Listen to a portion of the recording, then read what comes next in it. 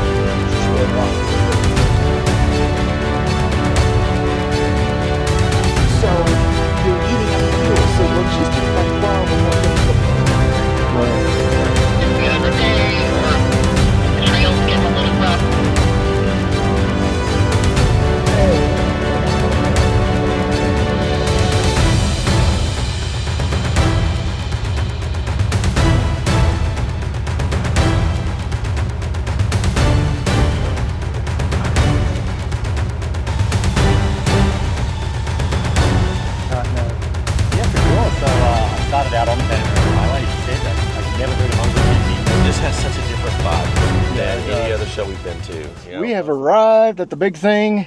Next 4 days, XOVERLAND Ranch will be our home. So we're gonna go check it out. And first come, first serve on parking. I asked the lady, you don't have to park in a box, do you? And she's like, no. So first come, first serve. We're gonna go find a cool camp spot, hopefully centrally located.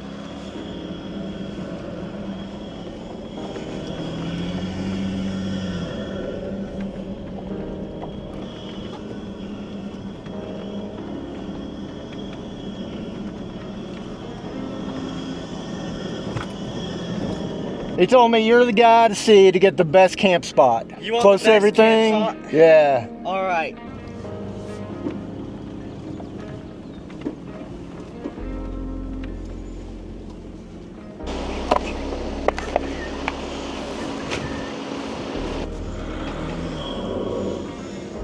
I think it's pretty good right there.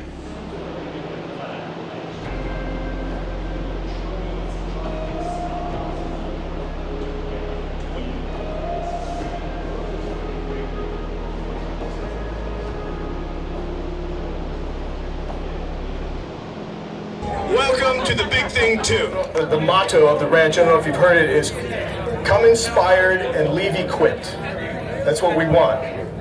So my goal for each and every one of you by Sunday when you leave that gate is that you're tired because you've been going so hard.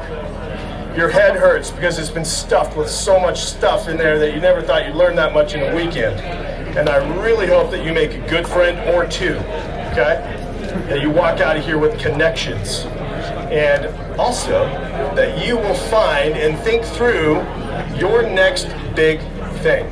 Well, here, at the end of the day, does it matter what we drive? No! No, it doesn't. What matters is that we are getting out there, getting after it, having adventures, and sharing our experiences with each other. Okay? So let's get to that. Hey guys, so we're here with Patty, and behind her is a famous Jeep that crossed the Darien Gap.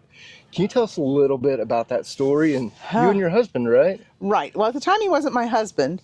Eventually we were married. Right. But it was done in February 85. We left the canal zone and took off for the Gap, for which we thought was going to be a 30-day crossing. Right. This was his fourth attempt to cross the Gap, all on land.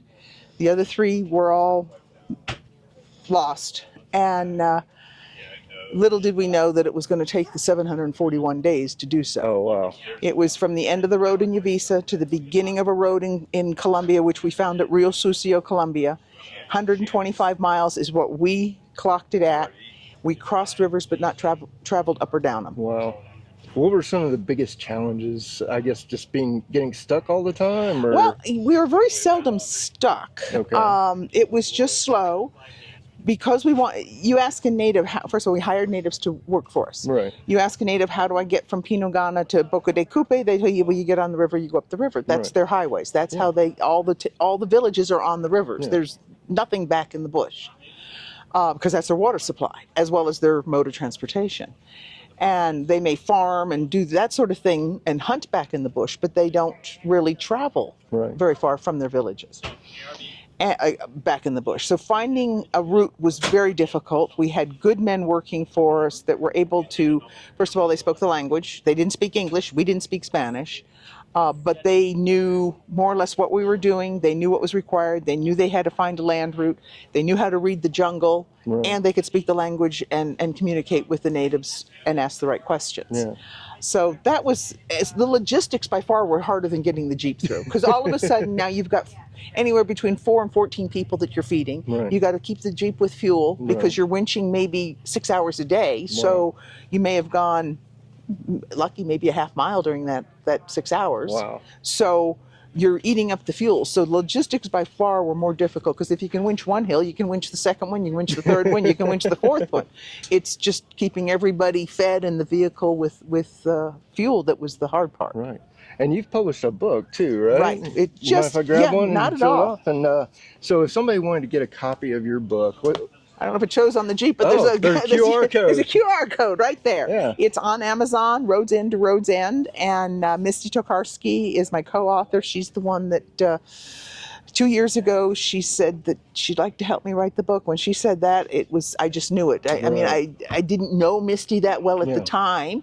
But she knew the story, and she says, no, this is a story that needs to be told. And it just warmed my heart, and we've been working now for 2 years. It's taken a while because last year I was not totally unavailable, but a lot unavailable because I was in the Rebel Rally. So I was quite consumed with that. So this just came out on the 20th of June on Amazon. And we have a limited number of copies here right now, but Amazon's is the place to go right now. Awesome. Well, Patty, thank you so much. Thank you. And I really appreciate it. And if anybody wants to find out more, is there a website or something? My website is outbackofbeyond.com. Okay. And I don't think I've even posted that the book's out yet on my website because I've been traveling to events since I'm going to get a book on here. Since the book came out, I've been traveling so much. But there's links to podcasts. There's a little bit about the story, the 3 previous attempts. There's a little bit about those. Where I'm going to be the rest of this summer, fall. I mean, I'm basically going to, August I leave home and I won't get home till November. So I'm going to be at just about every event I can be at. Awesome. Well, thank you so much for your time. Thank you, John. Appreciate it.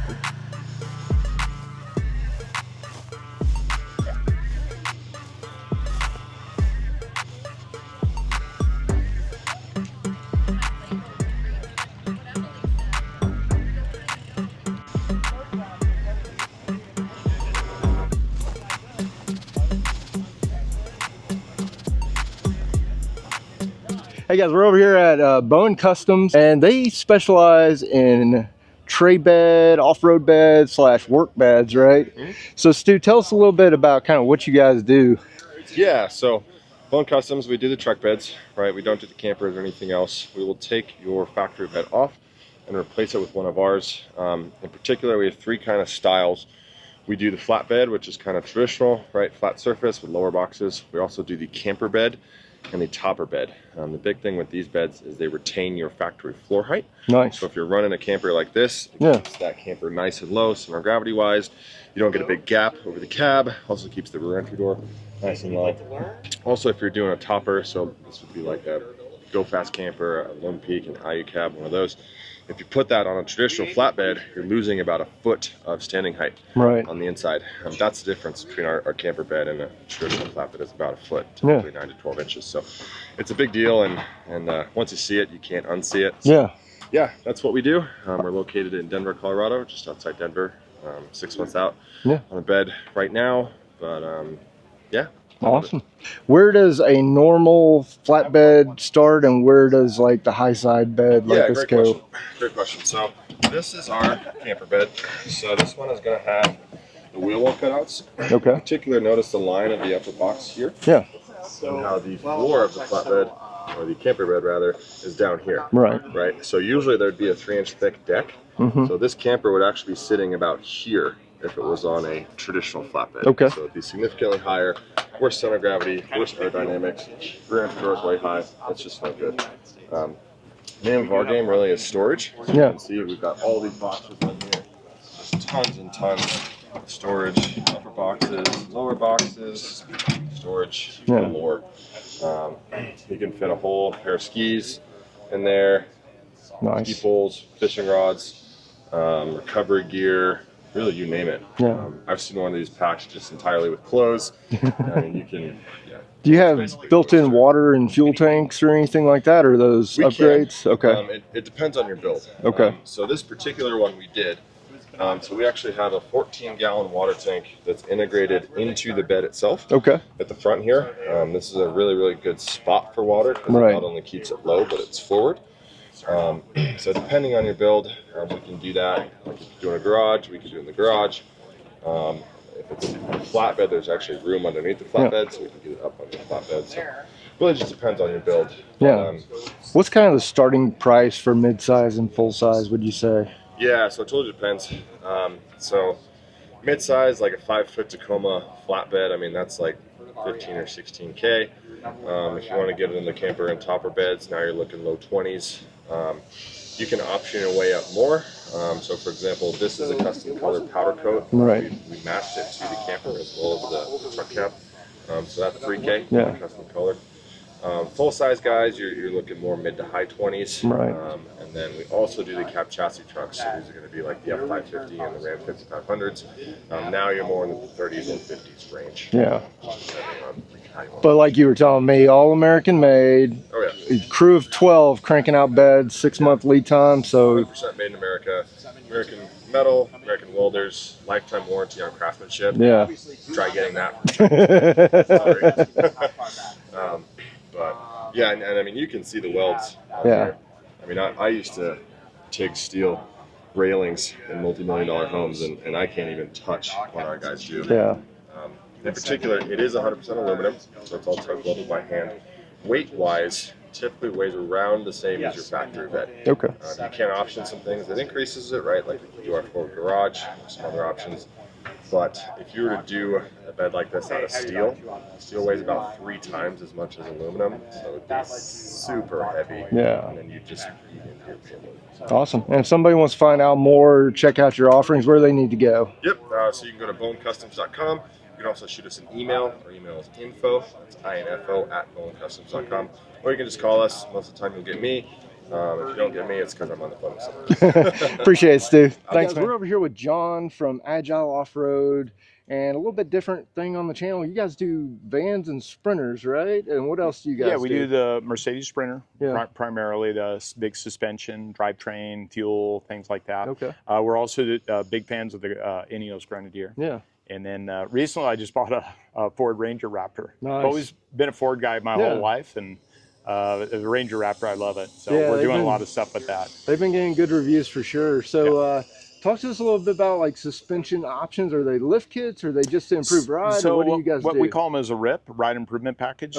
Primarily a lot of the vans that are built are overweight or at capacity all the time. So we set them up more for that. But we're also off-road fans. So we do drivetrain. We do an Atlas 3-to-1 in the four-wheel drives. We take out the factory four-wheel drive transfer case and put it in Atlas. As well, we're the exclusive U.S. distributor of the AirB Air Locker.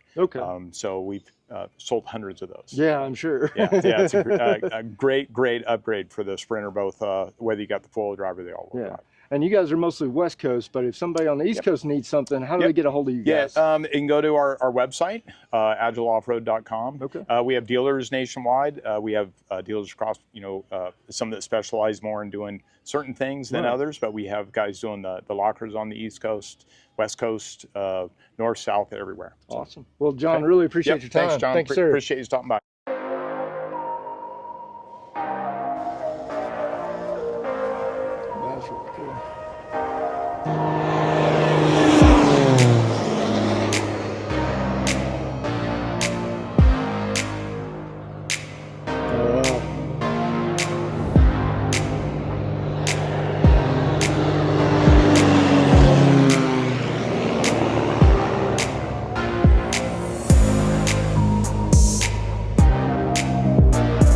Didn't know we were going to get a full-on air show.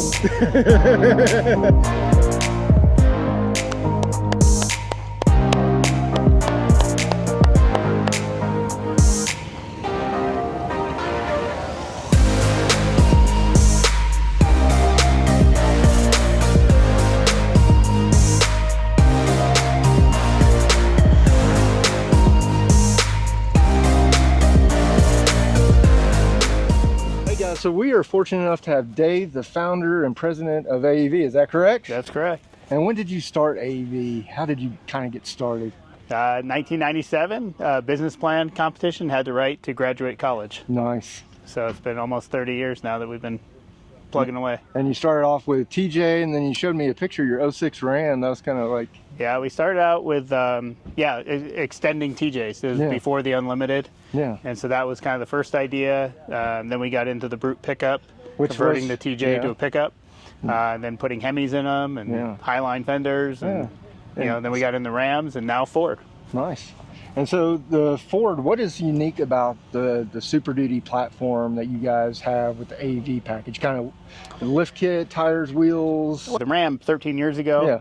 Then we added Chevy in, and then we had a little bit of downtime. Right. And we thought, you know, we should do the Ford. And so here's the Ford Super Duty.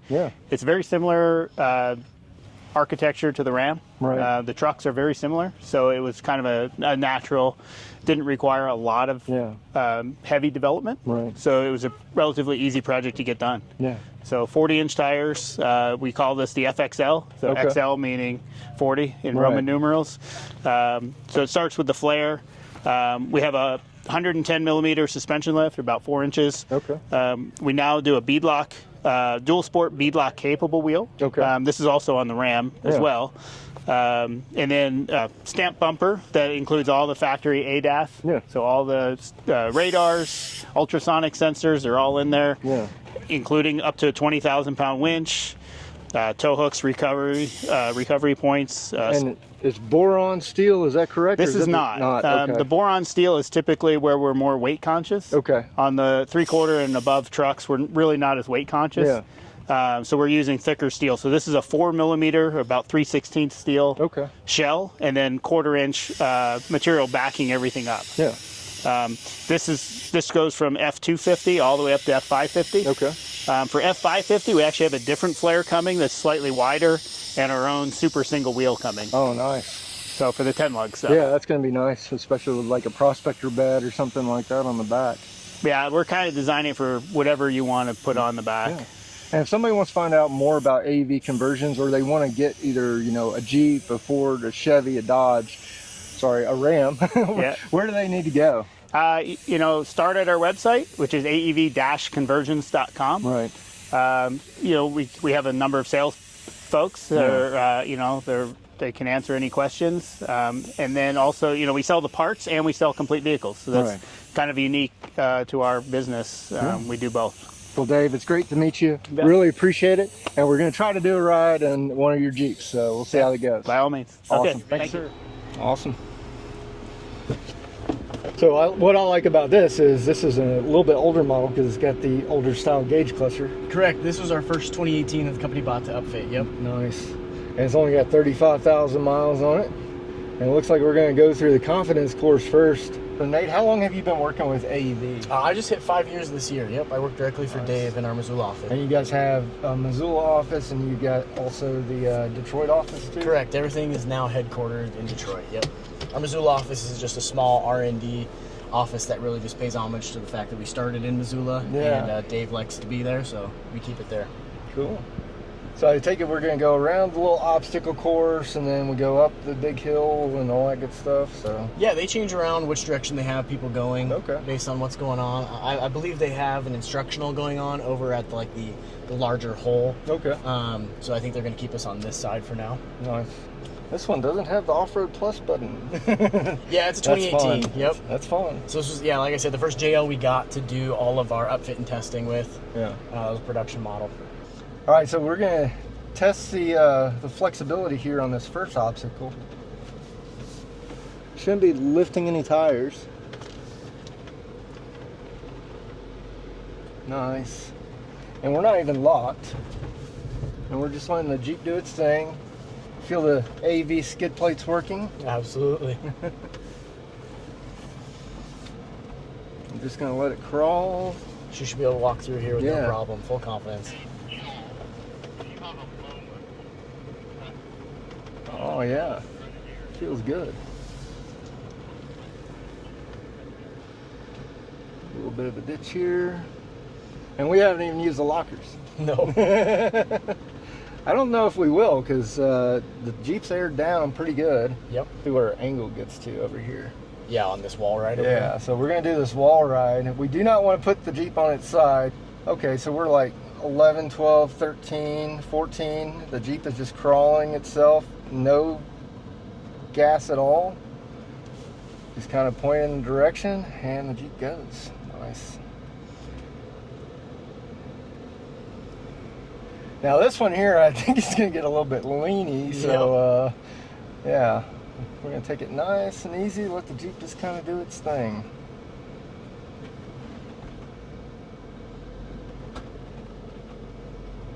Golly. Oh. A little bit of that pucker factor. Yeah, yeah. Wow. 16. Golly. Holy moly. We're going 24. 25. That does not feel good. Yeah, I know. Just hold that nice and gentle. Golly. Keep away from where the cones are at so you don't fall down into that with a high side tire, and yeah, she'll walk right through this. Yeah. Woo-hoo-hoo. This is truly a test track at the XOVERLAND Ranch.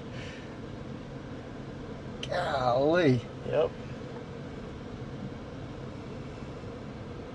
All right, 23 doesn't feel so bad. Yeah, right? Once you go back yeah, down, once you go to 24, you're like, oh, geez Louise. Because I think, what is it, 25 that they're rated to? I don't know the exact number. I mean, you they can do almost stock, touch the ground. We were so far over. Everyone's seen the video of the rollover where someone sticks their hand out and saves the vehicle. Wow. All right, I think I'm good for the day. Yeah, right. I do not like off camera. I don't like heights. Yeah. That was, I would rather flex straight across a ditch. Yep. Well, here you go. This will be your next one. That'll give you a pretty good idea of a little bit more off camera, but more vertical. We're going to take a nice dip down into this hole. Nice. You're really just going to let it do its thing and walk its way down with the nose. Wow. And once again, we didn't lock it, which I don't even know if a locker would have helped us. It could have actually probably caused a few issues. Correct. Yep. That is not if the wrong tire catches too much traction, that's bad as well. Because that has a slight curve to it, being a wall ride, you're going to want open diffs, so you're not spinning on the different arcs as you go across.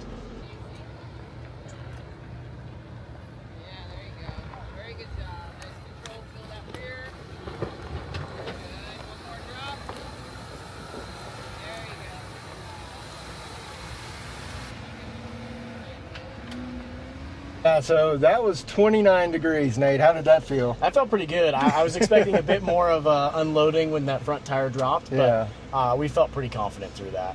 Yeah, most definitely. Like, just let the Jeep do the work it's designed to do. Absolutely. Stay in control. Don't lock the brakes. And that was a good little coaching session, too. So that's really, I guess, main thing about this event is, they want to coach you through the obstacles. This one, again, a little bit windy. Just kind of taking it straight, keeping the tires in the lines, letting the Jeep flex, which the guarantee this probably got more contact than some of the other vehicles out here. I couldn't imagine three-wheeling one of those. Oh, there we go. Yep, that's the same spot. Everyone takes a little lock up, little spin on. Yeah, I'm not a fan of three-wheeling. That's kind of why I like the Jeeps. That's a great camping spot there. Yeah, it's a good setup. Nice. Yeah, this will be another one with the off-angle approach. Yeah. You'll feel tires load and unload as you go in, drop down with one. You'll feel the back left drop. And then here as we twist, not a problem. Yep. Sweet. Nice. Oh. Yep, full twist again. Stuff everything in, unload, reload, woo. Go back over. That is awesome. Dealer Bisons go through. Nice. It's a very capable platform that you can just go to any dealer, check the box, and get a full AEV Bison upfit. Awesome. Pretty cool. You can go to a dealer nowadays and just get that. That is sweet. It's a big accomplishment.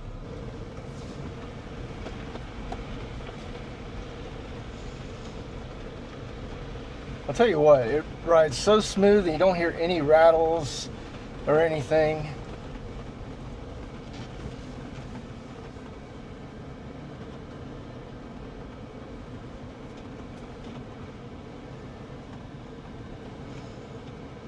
nice. Another little stuff here on another this little corner. flexi section. See if we stuff the tires. Nice. That one's gonna drop. This one's dropping. We've got the Grenadier doing similar things. I don't know if it does it this good. Hard to beat a Jeep on the off-road. That's true. So Nate, what is kind of the price point with the Wranglers that you guys build and the Gladiators you guys build? So unfortunately, you got an engineer in the car. I can tell you about all the specs. Yeah, I can tell you about why we do what we do, what we're tested to, what we can handle. The money side, that's not on me. Nice. That's the other side of the company. But again, you can go to avconversions.com, find out more about whichever model it is, and you guys try to put the same off-road capability into all your builds, right? Absolutely, and you can either buy an upfit from us, you can bring a vehicle for an upfit. Yeah. We have authorized dealers around the U.S. where you can take your vehicle to the dealer, get parts a la carte, or, you know, we take pride in doing instructions where you can buy parts a la carte and put them on yourself. Nice. Yeah, this is another one where you'll just take it nice and slow. As long as you maintain constant pressure, the Jeep will just do its thing. Yeah. 10 degrees. Oh, yeah. Keep That is everything some nice full and smooth. flex. You know, sometimes people want to give it a little more gas and start to get the herky-jerky motion. Yeah. No, with this, you can just let it flex and let it do its work. Yeah. We got full confidence in this thing. That's 35,000 very rough miles if you guys are doing this. Yeah. Yeah, and so this is a little bit of the small stuff here.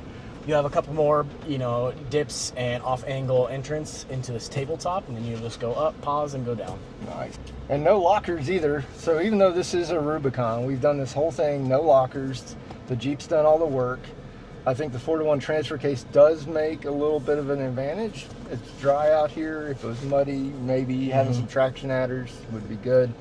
But, you know, and you can do this in your home. If you don't want to have the money for the full-on AEV build, like Nate was saying, you can just buy all the parts. Yep, a la carte, you know, take what you want, take what you need, install yourself. Yeah, we're very, very friendly to that in our customer base doing a la carte. And there's a Tundra for comparison. Real flexy out back. The IFS, I think they've got kind of sway bar disconnects too on the TRD Pros.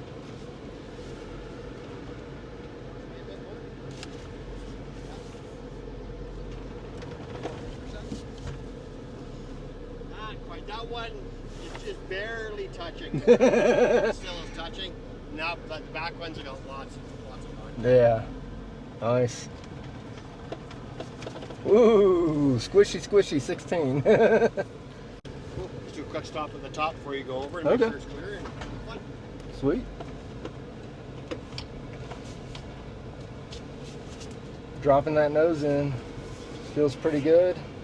See what our gauges say. Keep it nice and centered. 17, 16, 19, 20. Woo-hoo-hoo. I can't see if it's clear or not. Yep, you're good. You'll pop right up here. Your nose is gonna drip. Start to hit the brake. Hold. Oops. And you're clear. And ride it straight down. 29. Woo. That's good stuff. Now we got a little rock garden up here. Yeah. See how she does in the rocks. We're gonna get a little rock crawling action. He's gonna spot us.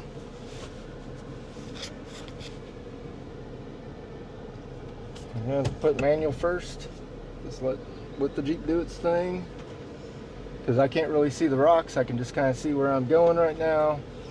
He'll tell me left or right.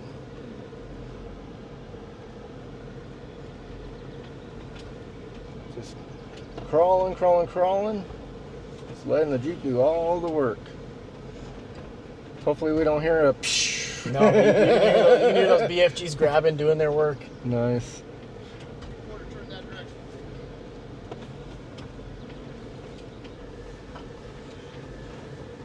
How'd we do? all right. Appreciate it. Arc out, exit left of the berm. Awesome. Thank you, sir. Yeah, I know that took a while. I don't know if we're going to get to do the big trail. But we got to play in the rock garden and everything. Yep. So, other things is if you get the AEV version, as you can see, they got the custom AEV gauges in here. And do you guys still have like number plates? Yeah, that's what I showed earlier on in the door well, number plates, so you can get the proper size tire when you go to a tire shop. Obviously, you know, the headrests, we reupholster, so you got AEV back here as well. And it is dusty, so if you're going to get a snorkel and cleaner upgrades, probably recommended for dusty environments. Yeah. And I think you will probably take a left here and go around the berm. Okay. So all in all, what do you think versus your setup?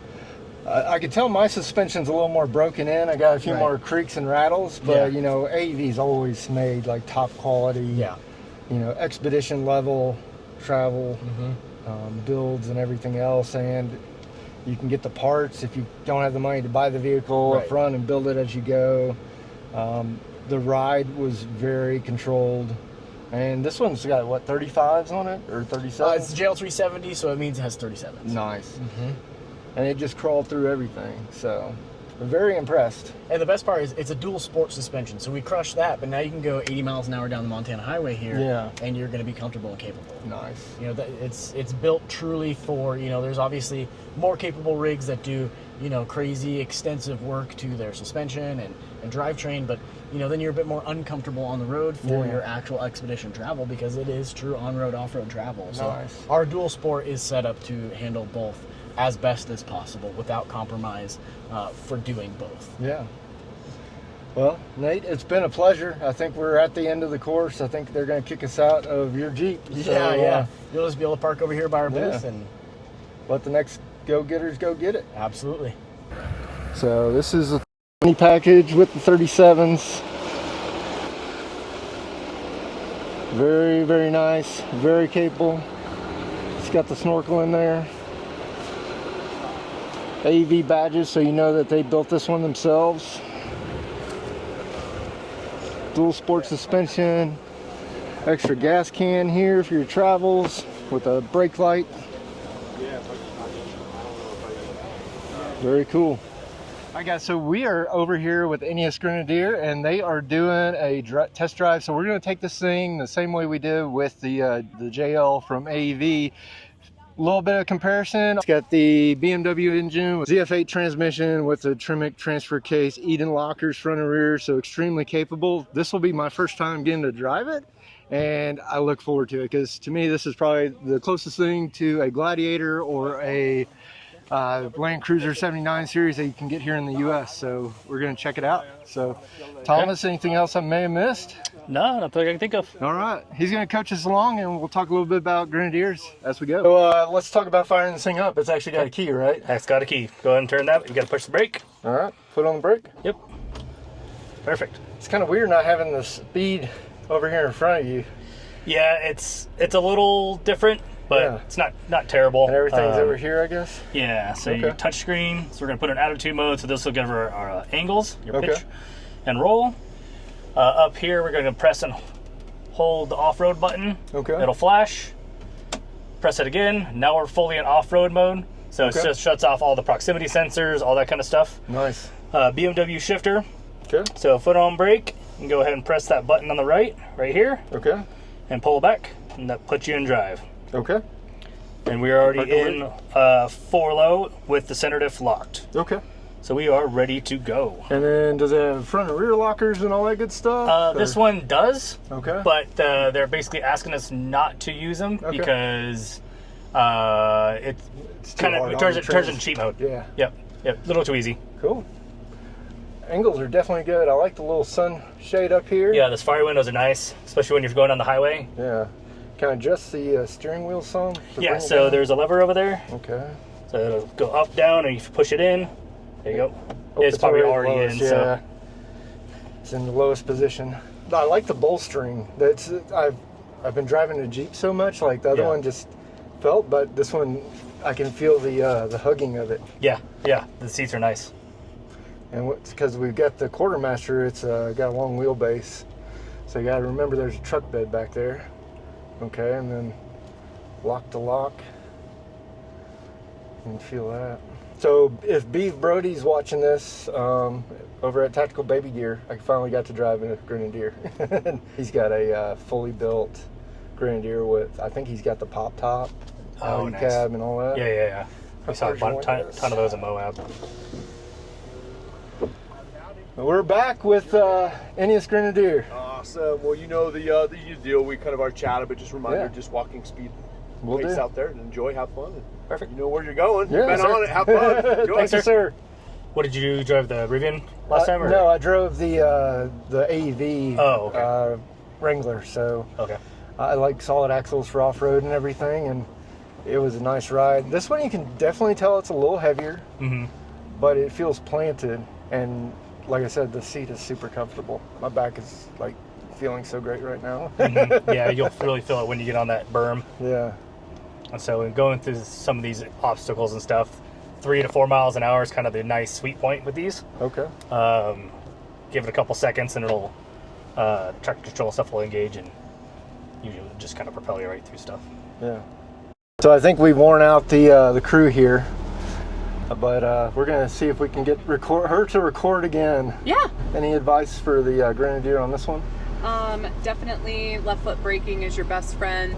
I think if we just carry some speed, like you said, 3. Yep, that's all I did.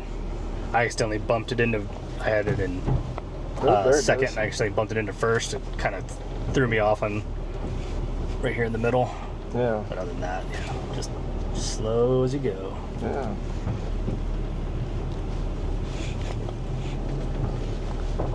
Oh, there it goes. Left foot brake. Yep, stay steady on it and don't let up. Say about 3 to 4 miles an hour. Oh, 3 to 4? Yep. There you go. There it goes. Yep. Perfect. Nice. Thank you, ma'am. That heavy delay. Yeah. To where like you were pressing the throttle and nothing was happening. Yeah. And it's just because there's like the track system and it has to think really hard. Yeah. Great once you figure out the dance. For the most part, it walk through that left foot brake is definitely something I haven't had to use in years because I have lockers. But it's definitely cool how they teach you like stuff, and this is a little bit of an educational, event. Yep. And I think this ride along, even if, and the cool thing is like if you're thinking about a Grenadier, you can come out here, test drive it, take it through some off-road stuff. So if you want to build an overland rig or what have you, that you just kind of get to pick what you want. Yeah, and you can really see exactly what they're capable of. Yeah. And we originally started with the gray one, which is in the queue a little bit behind us. I think I'm going to keep this one a little more upright and try to ride it more level. Yep. Just go right up. Because we'll get plenty of lean here coming up in this next part. I think it was at 27 degrees. Yeah. You said keep it around 2 to 3 on this one? You can even go a little bit faster than that. It's pretty chill. Yeah. Just once you get up and over there and just kind of cruise along. Like you said, let the vehicle do the work. Yeah.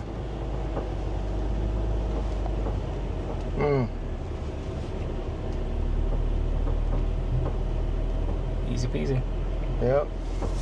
And this is where the seats really come into play too. Yeah, that bolster on these feels a lot better than that Jeep. And if it starts to go, we cut hard to the passenger. Yeah, we'd be fine. 24 degrees. I don't know if I'd want to do this in my Jeep. I'm really top heavy. Yeah, top heavy, yeah. Yeah, that one of those trucks with those big campers on them. Yeah. Kind of sketchy through here. Yeah, 23, 24. Actually, the bolstering, I will say the bolstering in these seats makes it so much more confident. That, and I just did it too a few minutes ago, but you could almost touch the ground over there. Oh, yeah. Whoever designed this course did a very good job with it. Yeah. I think the display takes some getting used to, but like we were talking about a little bit while we were in the queue, is you kind of would just get used to it, that your speed's up here, BMW shifter, transfer case over here with the lock position. But you got the traction enablers if you needed them, but they're trying to teach us how to do it without that. So just like the JL that I drove earlier, we are not using any of the traction adders other than, what the factory offers. Right. So if you lose a locker, then you got to go back to that left foot brake method like we just learned. Yep. And then so on this one too. Yeah. So if you kick it over to manual mode. Yeah.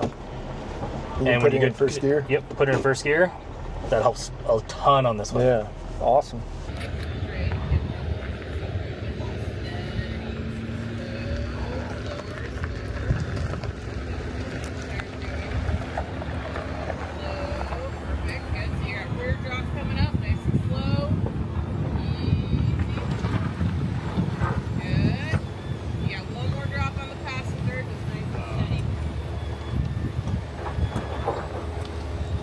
Yeah, that was very. I think the longer wheelbase gives you a little bit more confidence, even though we hit the sliders for sure.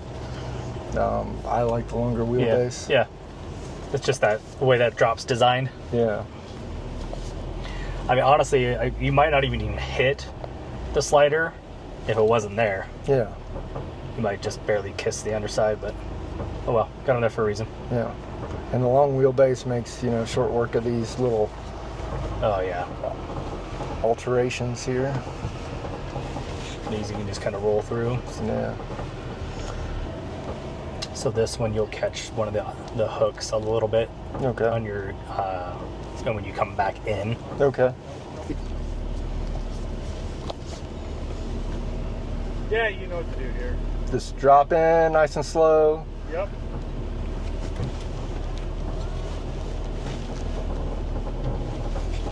Yeah, I felt the toe hook. There's that left foot brake too. Yep. About 4 miles an hour, and then it'll traction control will kick in.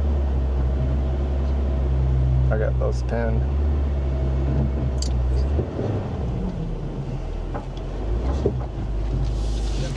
Put off the brake, just 4 miles an hour. There you go. There you go. Give it a little more. There's, Yep. there you go. There you go. Okay.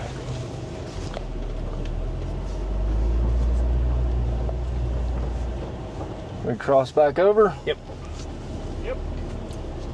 This is a big drop in. Yeah, that's why you'll drag just a little bit on that other side. There you go. Oh. Keep going. Yep. Keep your momentum.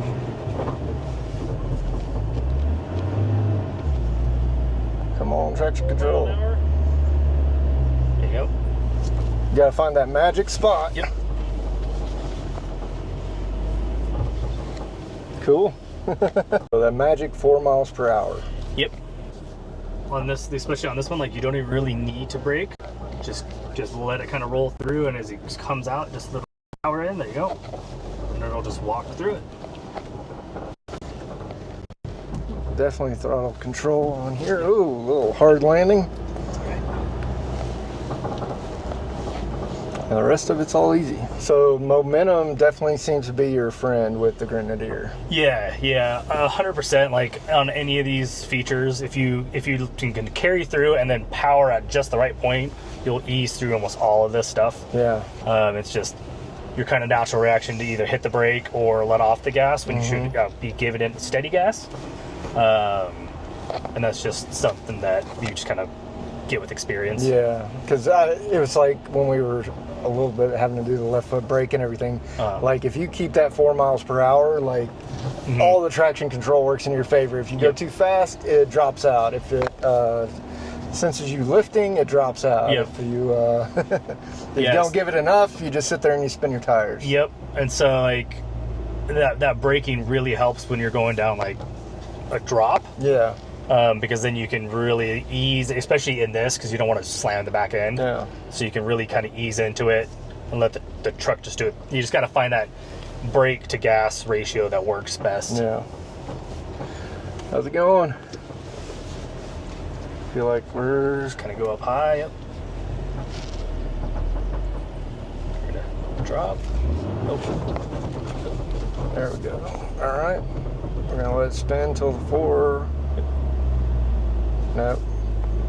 Come on. There you go. All right. Oh, got that ribbon on one up. Yeah. I didn't get to watch other stuff because I was driving last time. It was kind of cool. Yeah, this is just easy peasy, just steady, right up and over.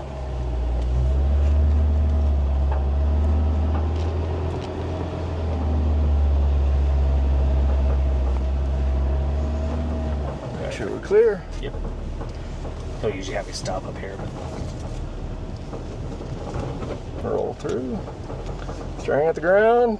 Yep. 29 degrees again.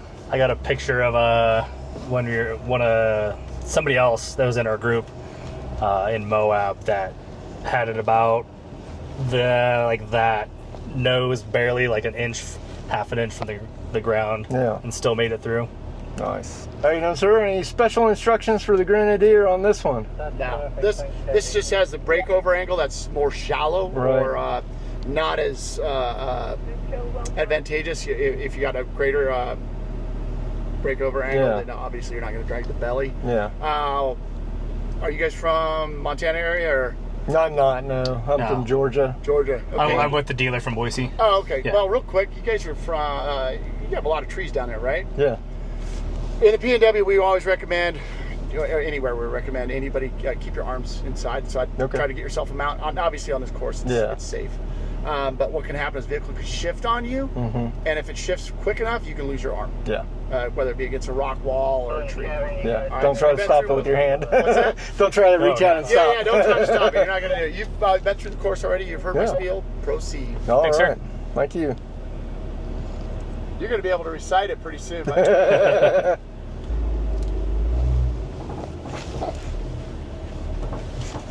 honestly pretty much just drive straight through this.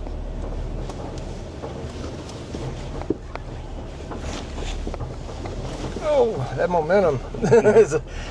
You got to have the momentum to go through. Yep. It gets a little rocky in here.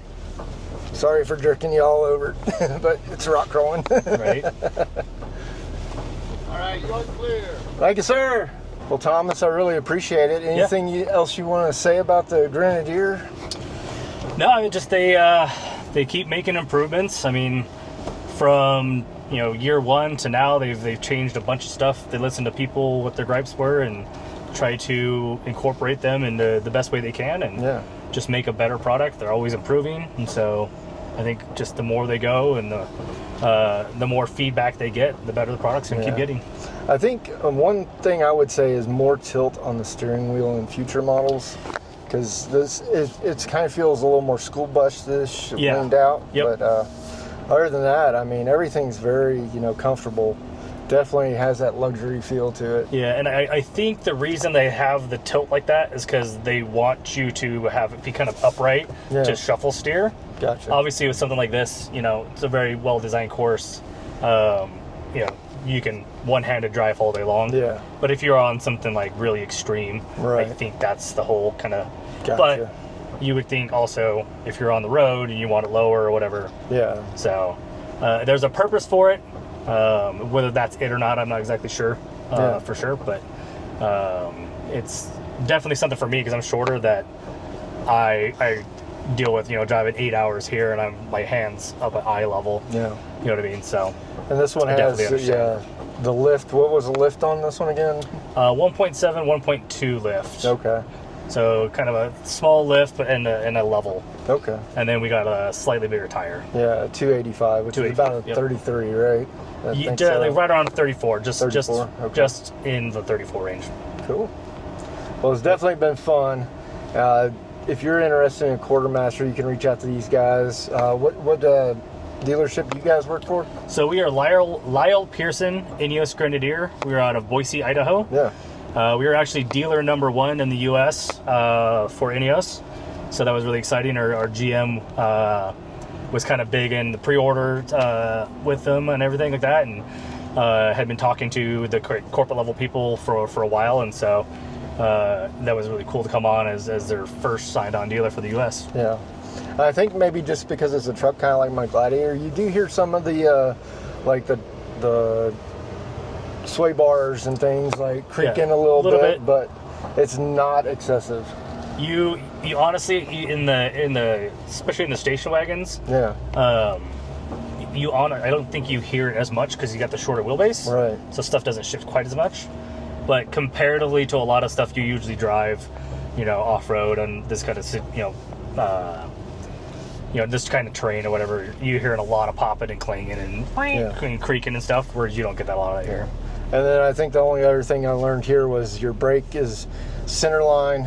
It's a little bit different from a Jeep, so if you wear wide boots like me, just be very careful with your if you're off-road and you think you're hitting the brake, but you may be also catching the gas, and that could be any vehicle. So good lesson learned, because we almost went boom. It would have been bad.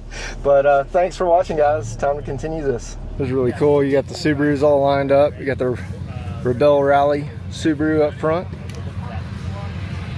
They're doing a Subaru ride. A lot of cool builds out here for sure. Look at this 3500. That is nice. As we're over at GME with Scott. Scott, tell us a little bit about what makes GME radios unique, because you guys do GMRS here in the States, right? We do GMRS. We feel that GMRS is the band to be in, if you will, for convoy communications and everything that we do in this space, right? So, you know, I think the biggest difference with GME, because I get asked this question, genuinely, everybody always says that, right? But I genuinely get asked this question a lot, which is, you know, what sets GME apart, you know, in the GMRS space? And I would say the biggest thing is clarity. Like it's volume and clarity, and I know that sounds really basic, but I'm going to explain that in just a little bit. But you know, basically, if it's plug and play, there's a ton of features, and we can go through that for about an hour. But if you plug and play, got that in, pick this up, go. The clearest radio on the market. You're going to hear to whom you're speaking, and they're going to hear you. And at the end of the day, I know that is just it, but it's not 1940 anymore. We don't need that. We can be done with that. We do this, and so the way we do it is we do it digitally. So even though GMRS mandates that we have analog emissions and you know, transmissions and receptions on analog, once we get that signal, we process digitally. So we're able to, like, we can do voice normalization, we can do digital signal processing to do noise reduction, background noises. If you're talking too low, I can normalize. If you're talking too loud, I can normalize. What that does is it gives an experience, a user experience that is above and beyond. The thing I like, and I hope the camera picks it up, I don't know if it will in the shade, but like you can look at the numbers. They're flickering probably on the camera, but like when you turn it sideways with a human eye, you can still see what channel you're on. And then I think the other thing was like the playback. So if you miss something, it plays it back. Yeah, let's talk about the playback. So this is kind of cool because we're the digital platform, as I told you, right? So we can do recording. And so we have about 12 minutes of transmission recording on any of this. So and I can put it to any button. But what I'm going to do is I'm going to use the XRS button. That's just, you know, off the shelf, which one it is. But that is a button that I can go back. However, you know, 12 minutes, you know, transmission time in the past. And, I mean, it happens to us all the time, right? So as simple as a phone call can come in. Somebody can talk to me inside the cab, or, you know, I'm checking my GPS or something like that. There's always a reason I'm missing something, so I'm not like, hey, what did you say? Or hold on, I'm on a phone call. You know, it's not that back and forth and disruption of that entire conversation. I just go hit that, go right back to it. And range, what kind of range do you guys get out of your radio? So I'm going to give you like the consulting answer, which isn't always, it depends. Right. So line of sight, perfect open It's line desert. of sight, perfect open conversation. Like if I'm on the top of Mount Everest, right, and line of sight things, and it's a perfectly clear day, which it really is, but if it was, I'd have hundreds and hundreds and hundreds of miles, no problem. As I often said, we talk to the International Space Station on a single watt, right? 3 watts up around is going to get me to any kind of horizon. This is not a GMRS. This is not a GME thing. This is a GMRS thing. This is a UHF thing. UHF is line of sight. Period. And there's some exceptions, right? If I happen to be around and you don't see me behind that sprinter over there, we're still going to talk, right? But generally speaking, we're all line of sight.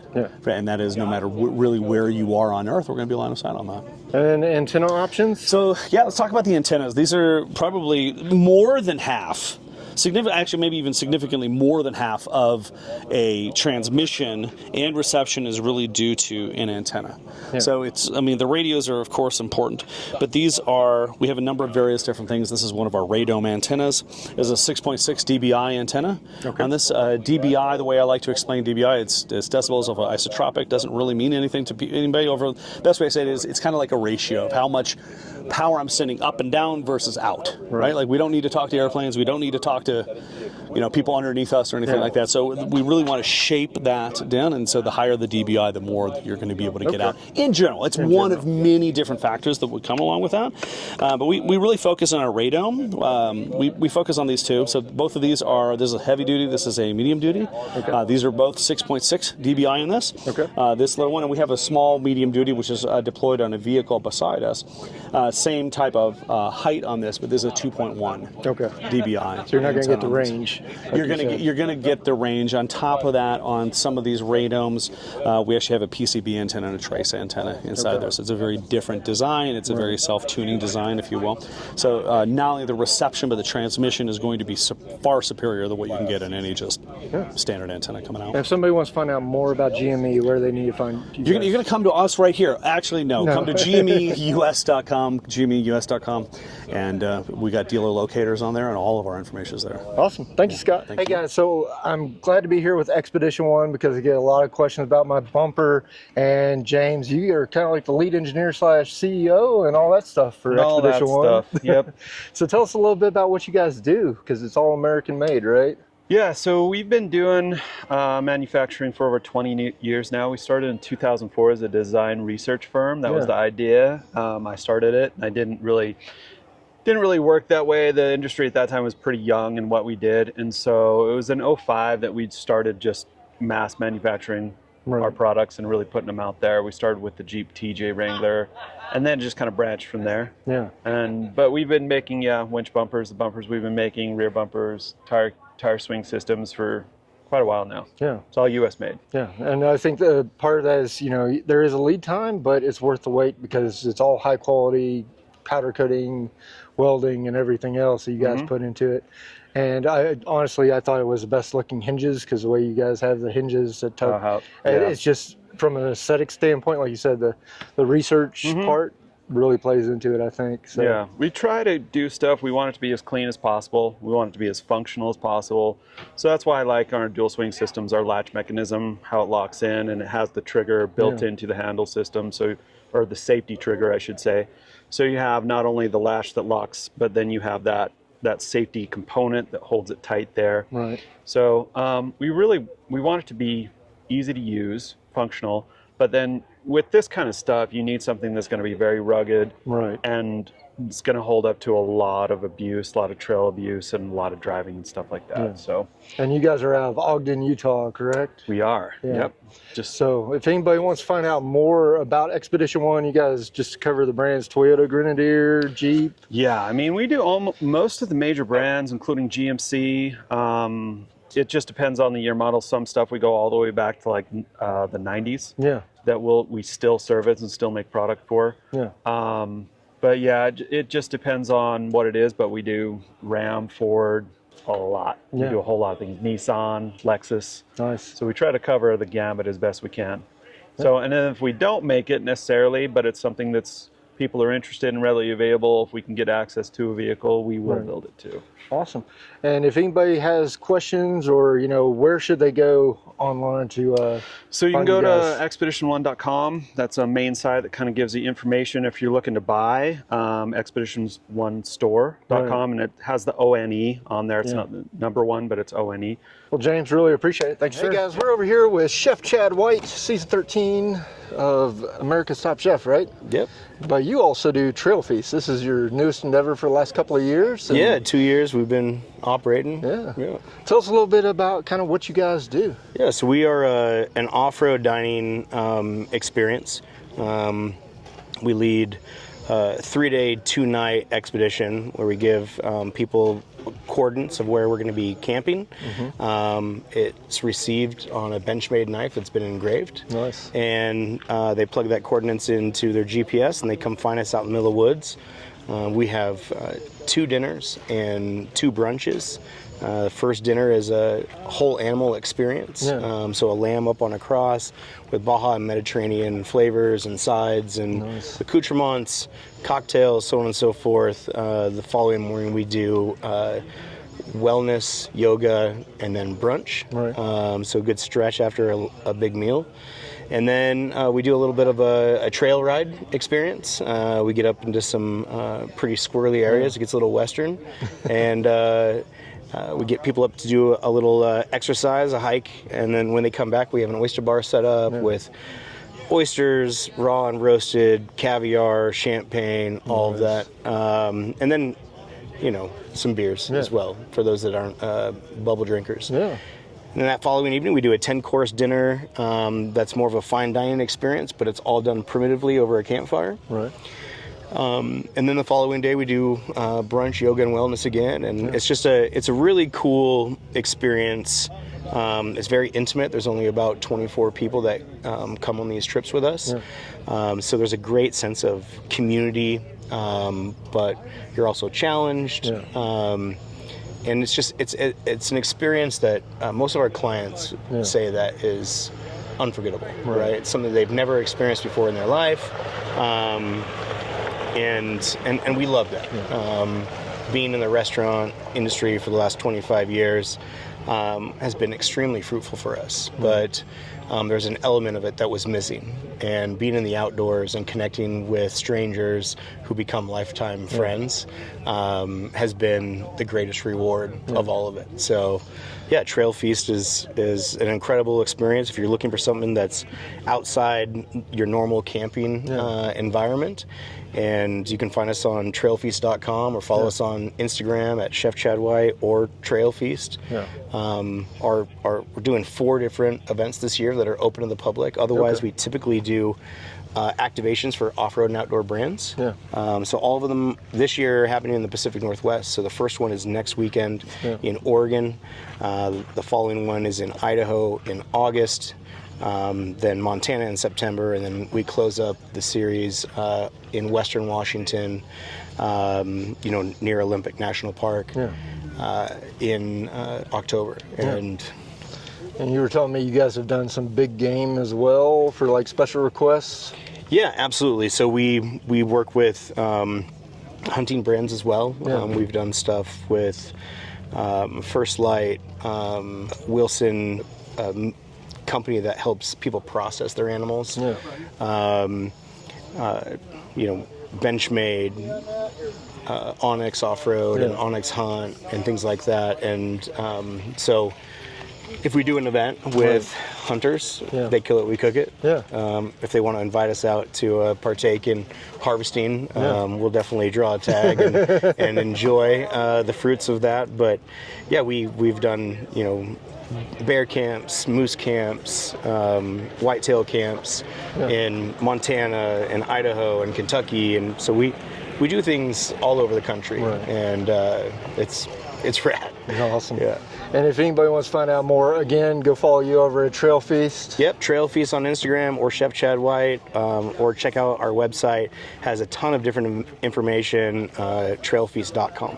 Awesome. Appreciate it, Chef. Dude, thank you. Thanks, man. Appreciate you. Hey, guys, so we're over here at Benchmade, one of the top makers of knives, with Jason. Jason, tell us a little bit kind of what you do and a little bit about Benchmade or whatever you want to talk about, man. I drive this trailer around all over the country, going to events and expos and shop visits. We're here at the big thing in Three Forks, Montana, enjoying some off-roading and just a nice weekend away.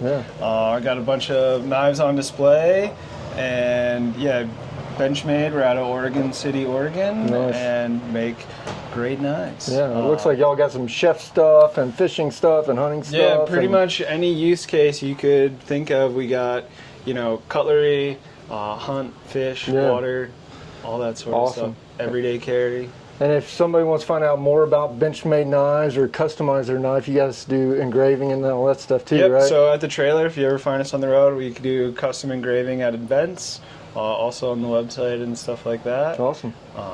Is it benchmade.com? Or? Yeah, benchmade.com is the best way. Give us a follow on our Instagram as well, so you can see the next event we're going to. Awesome. Well, appreciate it, Jason. Of course. Thanks. So we're going to go on the mountain drive, the back 400 as they call it. We are in Project Rampage. So this should be a very scenic route for us to get to see the property here.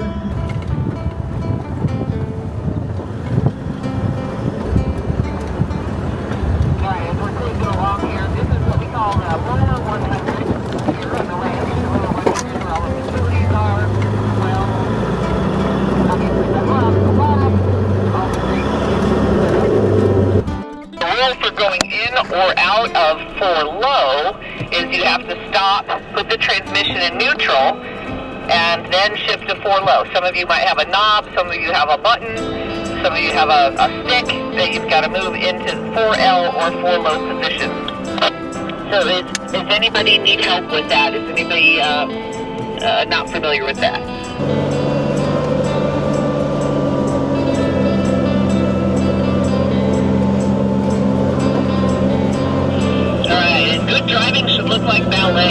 going 1 mile an hour, boulder crawling, or 100 miles an hour around a racetrack, it should be smooth and fluid. And so you're going to come up here, right? I just went through a section where it's getting a little choppy, a little bumpy.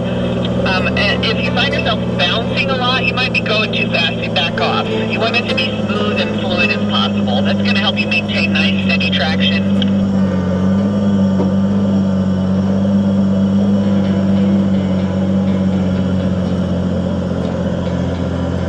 Another thing that helps you make those nice, smooth inputs and small corrections is looking farther ahead down the trail. When we're tired, it's the end of the day, or the trail's getting a little rough, we tend to forget to look as far ahead as we can. We start looking really close in front of the hood, and that's not going to help us drive smoother.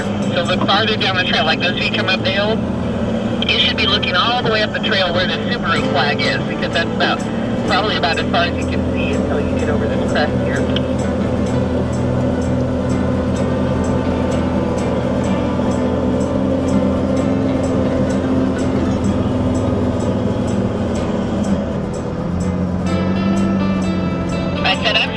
Low. If the trail was going to stay flat, I could shift back to high range at this point, but because we're going less than 15 miles an hour anyway, it doesn't hurt to just cruise along for low. And I happen to know that we are coming to some steep descents and climbs here in just a minute.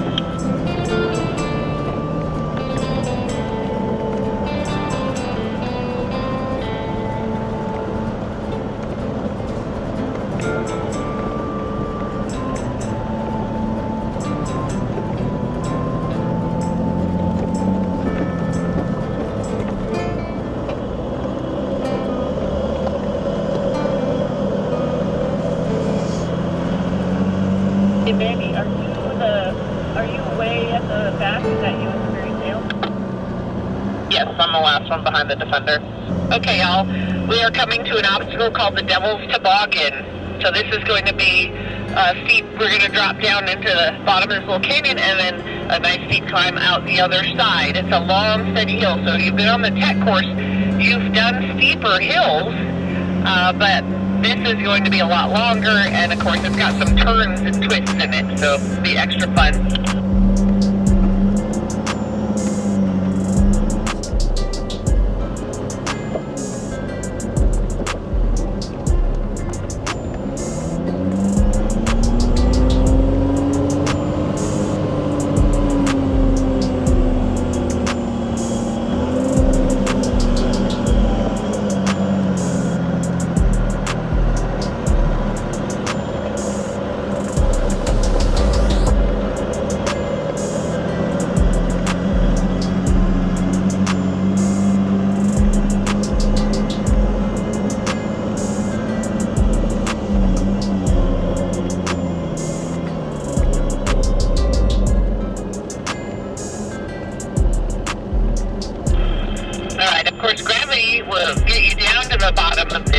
Will be nice and controlled, and if you're bouncing, you're going too fast, maybe back off the throttle a little bit. The same applies for on the uphill. We want to be nice and steady on that throttle. Just nice climb out the other side. Wait till the car in front of you gets about halfway up this hill before you start up. That's just a good safe distance that we're going to have here. So as you come around the bottom half, it's a little steep with a drop off on one side, and then when we get to the upper half, it's going to get a little steeper. You have that nice blue sky to the windshield. You're going to see some flags at the top here. You want to keep those flags on your left as you come around this corner. Now I'm up here in the green deep. I'm going to get up ahead, park, and come back on foot so I can keep an eye on you guys. But if you're comfortable, go ahead and start up. You don't have to wait for me if you don't want to.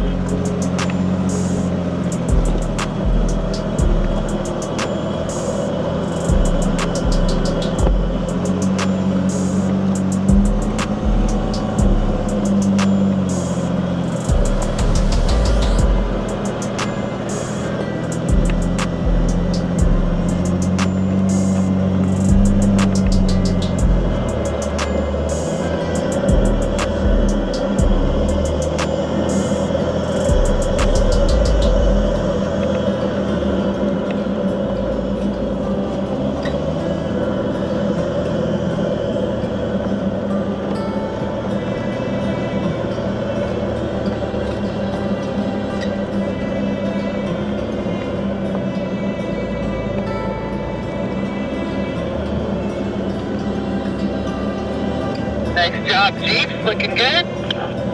Nice and smooth. Good job, team. Watering after it's a pretty steep one. There's a BLM area that I go to that has like 28. It's pretty steep stuff. Yeah, I think I'm going to keep it in low range. I mean, Georgia has some steep parts like this, but this would be like probably mapped out as like a 4 out of 10 on Onyx or something. It was definitely a little steeper than what I expected to get into.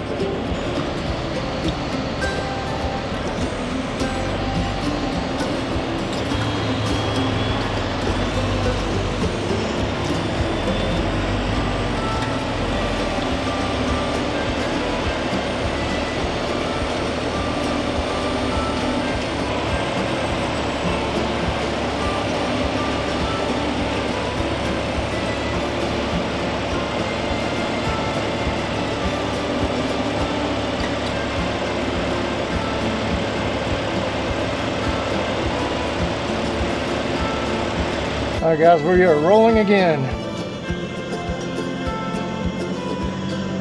That was pretty sketchy in my book. Couple little, they look like little obstacles. They're relatively little compared to what you've already done. But they are, as you get up here, first they look little, and then it's like, oh, there's a little bit more to these. Like this first dip here, we have 2 dips in a row. The first one leans you pretty good to the driver's side, so just take that nice and easy. And then the second one doesn't look like much, but it's going to get your vehicle very cross-axled. That means, as you come through this crack, it's going to send your front axles leaning to the left and your rear axle leaning to the right, and you're going to get maybe a wheel in the air, a little tire spin or something. Just kind of feel your way through that. Can give the car a little steady gas. A lot of times the traction control system will get you through there. If you've got a nice flexible suspension, like the Jeep behind me, you probably just walk through there and not even notice it. If you've got a rear locker, you get a little tire spin, maybe you're going to turn that rear locker on for just a few feet to get through the spinny part.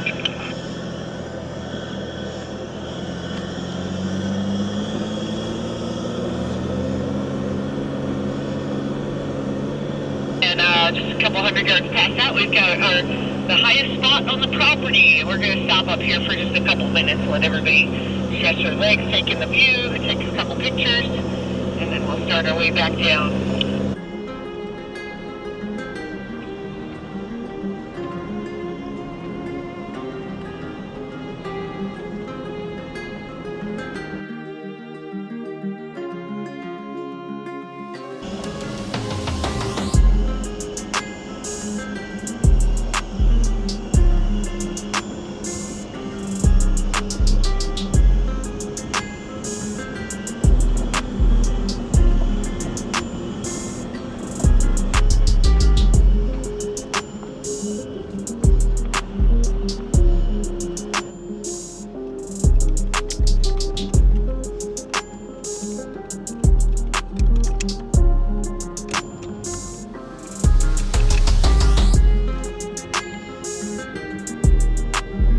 Going 2 manual on the downhill here.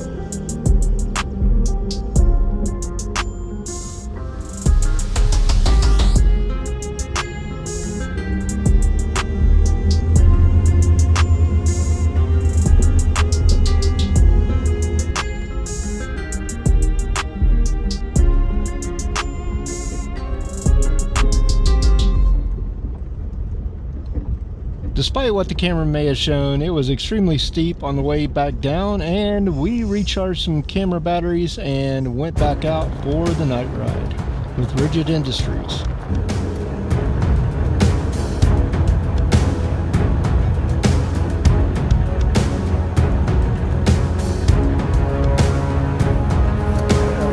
Yeah, so we're double stacked all the way back, so it's gonna be a long line.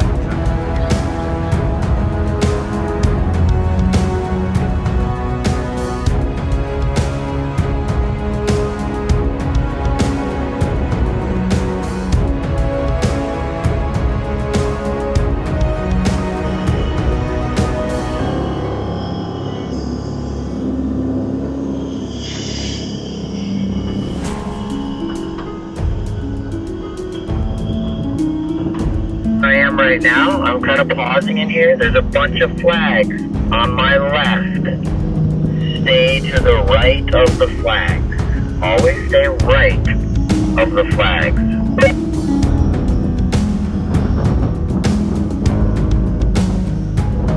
So try to stack them right next to me, and everybody follow in and stack them right next to the car in front of you. The goal is for us all to be parallel and then back out of here one at a time and go back down to the first. We're going to let everybody catch up. There's a lot of us up here, so please do the best parking job you've ever done. You only need to go 1 car length off the road.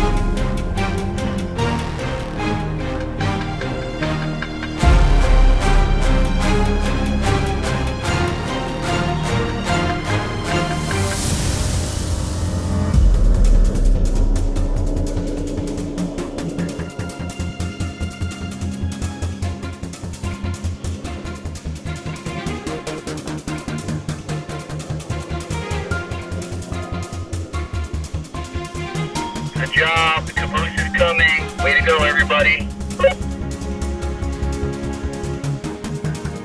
Okay, bring this last Jeep in on the line here on the left. You can join this line on the left. So the last thing left to do was turn on all those pretty Outland Motorworks lights and light up the night. They wanted to make sure that they could see us from the hub down in the valley below.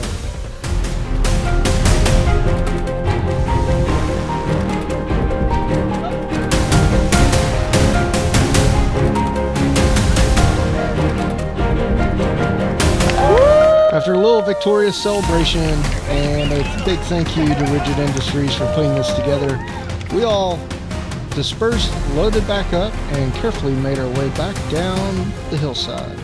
Currently in the market for some good lights at a good price for your off-road needs. Check out Outland Motorworks down below. With our discount, you'll save 20%, and it also helps support the channel. So thanks for watching. You may not have noticed it on the way up, but on the way down, you could definitely tell that the wind was kicking.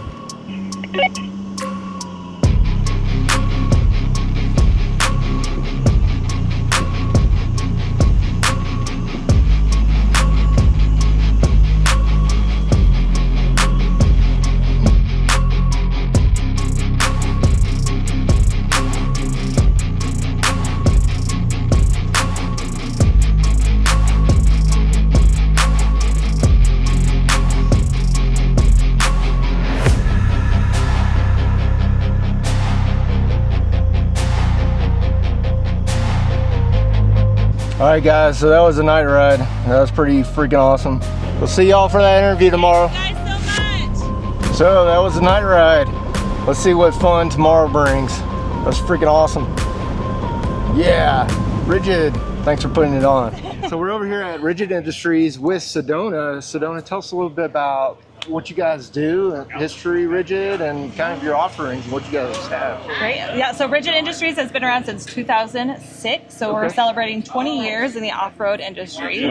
We specialize in off-road lights. However, in the last few years, we've really been deep diving into SAE street legal lights as well. Obviously here with the Overland community, we want to offer really great sturdy lights that you can rely on for any adventure. And recently we just came out with our Phoenix line that actually changes from white to amber. That has both those LEDs built in it. So it's just a toggle of the switch that has 5 different color modes in there. So we have pods and bars and ditch lights and fog lights, and we just want to make sure that everyone in this community can just adventure further, adventure longer, get to their campsite safely. And if somebody wants to find out more about Rigid, where do they need to go? So you can go to rigidindustries.com. That will have all of our offering, really easy to navigate. So you can choose between those bars, the forums, the sizes, and everything that you need there. Awesome. Well, ma'am, thank you so much for your time. Thank you so much. All right, guys, so we're over here at Fjällräven, or Fjällräven. I'm still working on my Swedish, but Eric, tell us a little bit about it, man, what you guys do. Absolutely. So Fjällräven started in 1960 in Sweden. It means Arctic Fox, which is what the little logo is here. Cool. We do quality outdoor goods for whatever your outdoor life looks like. So if it is overlanding, or it's just gardening, or it's mountaineering, or just lifestyle kind of trail to tap type stuff, like we got the gear for you. And we do lifetime repair. So we got 34 stores in the US and Canada. And yeah, quality goods for getting outside, man. And it helps at XOVERLAND. It's like it the helps primary tremendously gear that they're all wearing it in their videos. That's for sure. It helps us quite a bit. Can we take a quick look at the pants and just kind of walk people through some of the features on there? Absolutely, man. Absolutely. Because everybody needs like durable pants anytime you're off road. And this is what you'll see them wearing in the videos. The Keb trousers are great, like 4-season option. It's got the stretch fabric where you need it at the waist and then behind the knee here. So all day comfortability, you got durability where you have it too. So on the seat, on the front of the leg, it's got these pre-shaped, like reinforced knees. Cool. You can slide a knee pad in there. Technical leg endings, you can cinch these right up on your boot. It's like a gaiter. And then the best part for days like today, it's about 98 degrees. We got vents at the calf. We got vents at the thigh here, so you can really get some airflow and dump it off. And that works great in the winter too. You throw a base layer under these, and you're able to really enjoy them 4 seasons. Water resistant too? Yeah, this wax canvas we do called G1000 is highly weather resistant to start. You can add as many layers of wax as you want to it. It cuts breathability. Right.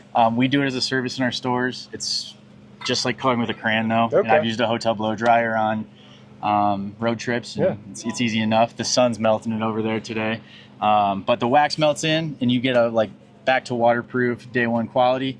If you wash in the machine or any pressure behind it with the moisture, like rain elements, wears it away, but it doesn't just all go away at once. So shoulders and hood might go away on a jacket quicker than the rest of the body. You might want to just wax the knees, right? You don't always have to re-wax a full garment. You can adapt your gear as you need to. Awesome. And if anybody wants to find out more about your brand or the options out there, where should they go look? Yeah, so Fjällräven.com is probably a great place to start. There's a couple Instagrams out there. The official Fjällräven's the global one, but we have a North America one here as well. It's just Fjällräven NA. And then, we have 34 stores, like I said, here in North America. So always going into a brand center. You get some excellent service. They'll guide you through all the products and be stoked that you like getting outside too. Awesome. Well, appreciate it, Eric. Yeah, Thanks, John, man. it was great meeting you too. And hopefully you have a good rest of the weekend. Hey guys, so we're over here with a brand new company, Rise Outdoors. Todd, tell us what you guys are kind of doing. Cool, thanks, John. Yeah, so this is our flagship product. We are a new brand in the marketplace. We're just a year old, and this is the AirNest 3 Plus. So this is a fully inflatable shelter with an integrated queen-size mattress that inflates in about 2 minutes with an electric-powered pump and a power bank as well. So really what we're trying to do is go for ease of use and supreme comfort with the air nest. This would be great for, you know, families on the go, or maybe you got folks staying with you. Yeah, it's great for, you know, 3 people or a couple and a kid or whatever, Yeah. 4 kids you can put in here. There's 14 pockets inside and outside, full length drying line, clothesline here for your wet stuff. And then we've got my favorite feature is this overhang roof. So we got a 3-foot overhang here. Okay. So if it's raining, you no longer have to go inside your dome tent and you're in there, right? Yeah. You can sit here with 2 camp chairs, watch the storm roll in or whatever. And then inside here is a zipper. Okay. And you zipper the vestibule off and it comes out another 3 feet here. Okay. So you essentially double the square footage of the tent. Right. So you have a lot of room here for gear, dogs, stuff. Cool. Yeah. And if anybody wants to find out more about your company, where do they need to go? riseoutdoor.ca. You can scan that baby there if you can. Okay. And yeah, we'd love to connect with you. We got a lot of cool things coming down the pipeline for next year, but we'd love to see you out there. Awesome. Thanks, Todd. Hey guys, we're over here with Kelly from Howell, and these fire pits are getting a lot of attention. Tell us a little bit about what you offer and, you know, kind of a little bit about the fire pits for anybody who may not know. Yeah, absolutely. So we started thinking about this in 2020, and we just wanted to bring a product to market that was packable, that was American made, that looked good. And as we started to evolve, our flagship product, the R4, we developed a bar coil system on the side, so the radiant tube heaters, and really allowed it to be as hot as a wood fire, because it mimics coals in a wood fire. So most propane fire pits are not super warm because it's just a flame, right? And fires, they don't really get really hot until you get a good bit of coals going. Right. So we came out with this product, and then a couple years later, we developed the R1, which is one of the smallest, most packable portable propane fire pits. So it's about the size of a shoebox. Nice. And yeah, we have about 16 patents around our products between the bar coil system and how the A-flame works on top. There's 160 little micro holes where the flame seeps out of and creates a very natural, efficient flame. I know we were using it the other night just for some ambient light, or you can use it for radiant heat. And like the grass was literally touching it, it wasn't burning. So it's definitely a cool product. Yeah, we certify them through UL, which is a certification process for like all appliances and things, and for safety, obviously. So the bottom needs to stay cool, the ground needs to stay cool, the legs need to stay cool, the handle's relatively cool, but we just project the heat exactly where we want it to go. So it's really efficient. You know, use of propane when you're really like directing the heat where you want it. And for, I guess, the guys out west here, you know, there's nothing worse than being out in the cold fall or winter months, but there's a burn ban in effect. So. Well, that's when we were in Utah in November of 2020 in the desert, and there was a burn ban, and we were using 2 of those like traditional style like round fire pits that had lava rock in them, and going through a full 2 cans of propane every night. And that's when we were like, there's got to be a better way to do this. How long does it take for it to basically, I guess it all depends because of settings, but like a 20-pounder for your demonstration and shows, like does that last you all weekend or multiple weekends? I would say a 20-pound propane tank on full blast on the R4 would last, the math says 6.5 hours. Every time we've done a burn test, it's more like 7 to 8 hours. But that's running it at full blast. The beauty of the R4 is you can turn just the A-flame on or just the bar coil on, and then it'll run for 14 hours either way. So basically, you know, I would think a propane tank's going to last you 2 solid nights of camping if you're going to burn it for 3-4 hours a night. Cool. And if anybody wants to find out more about Howell and your products, where do they need to go? Yeah, howellcampfires.com, or you can follow us on Instagram. We always are pretty active on there, posting everything that we're kind of updating with, and we have a lot of information on there. You can go on YouTube and find different reviews from us on YouTube, like Talon Size got some great reviews with us, and Justin McBride. So you can go on there and see people talking about it. It's always a good spot. Awesome. Really appreciate it, man. Thanks. Yeah, take care. Hey guys, we're over here at the gear booth with Monty. Monty, tell us a little bit about what you guys do, or absolutely. what events you guys are doing. Yeah, so at GOA, we came out with an outreach program that we wanted to mix the platforms that we support with the overlanding community, because they both kind of coincide. So we came up with an event called Gear, and what that event entails is the overlanding, camping, and a wonderful range day. And we bring a lot of different bucket list type events and experiences that kind of just bring all those attributes together. So we do it down in Miras, Texas. This year we're going to be doing it in May 21st through the 23rd. And if anybody doesn't know, that's in Texas, 30 minutes south of Amarillo. It's the second largest canyon in North America. And you wouldn't even think about it being in the flatlands. What I've heard is it's packed, so you may want to start looking early for tickets. Absolutely. Right? Tickets we're going to do pre-registration at our big goals event in Des Moines, Iowa. We got that in 2 weeks. It's kind of like our Super Bowl for GOA, and we bring a lot of advocacy and a lot of speakers, and then we'll be doing pre-sign-ups. So it's going to be interesting. We're looking at bigger and better this year. Last year's was a hit, and it's just a fun experience. It's a lot of one-off bucket list type deal things to do. Now, you were telling me off camera, you guys support a lot of initiatives that influence policy, politics, and trying to keep patriots in office that love what our forefathers did, and that's that Constitution. So, protecting the 2A is exactly what we do as an organization, but in that same fact, it's letting people know, and it's educating them on why it was there, what it was for, but also, like you said, just getting people of like-minded together, and it's keeping those politicians that are supposed to be for us, we the people, and keeping them honest and getting just good group, patriot people in those positions. Well, Monty, really appreciate it. Hopefully y'all read between the lines on a lot of that, because thanks for watching. Unfortunately we have to do a lot of in between the lines, but dig into GOA.com or GOA.org, and you can find out all about us. Awesome. Appreciate it. All right. Thank you. Thanks, appreciate it. You hear some talking in the background. We're getting ready to do a live demo here at the Still Demo Days at the XOVERLAND Ranch. They've got all kinds of chainsaws here. Homeowner, Pro, Gas. All right. See, there's 3 different battery combinations right here. That's our AS battery, so that's our smallest battery. This is our AK battery. It's kind of a medium road. And then that's our big, heavy-duty, professional use, 8 hours a day. Loggers, arborists love them. We have a lot of fire department guys running the MSA 300 now. Breakdown like that. Okay, so any of them will break down very easily. But the easiest ones break down with the quick adjust chain. Okay. Because there's no tool. It's all one piece. It's toolless. All right. So let's talk a little bit about safety. You can come a little closer. I don't stink that bad yet. Yeah, we're safe. We're safe.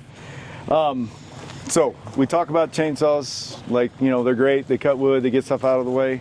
One thing's in the overlanding world you don't think about, and that is you never cut wood right next to the emergency room. So that's why we're all wearing chaps, right?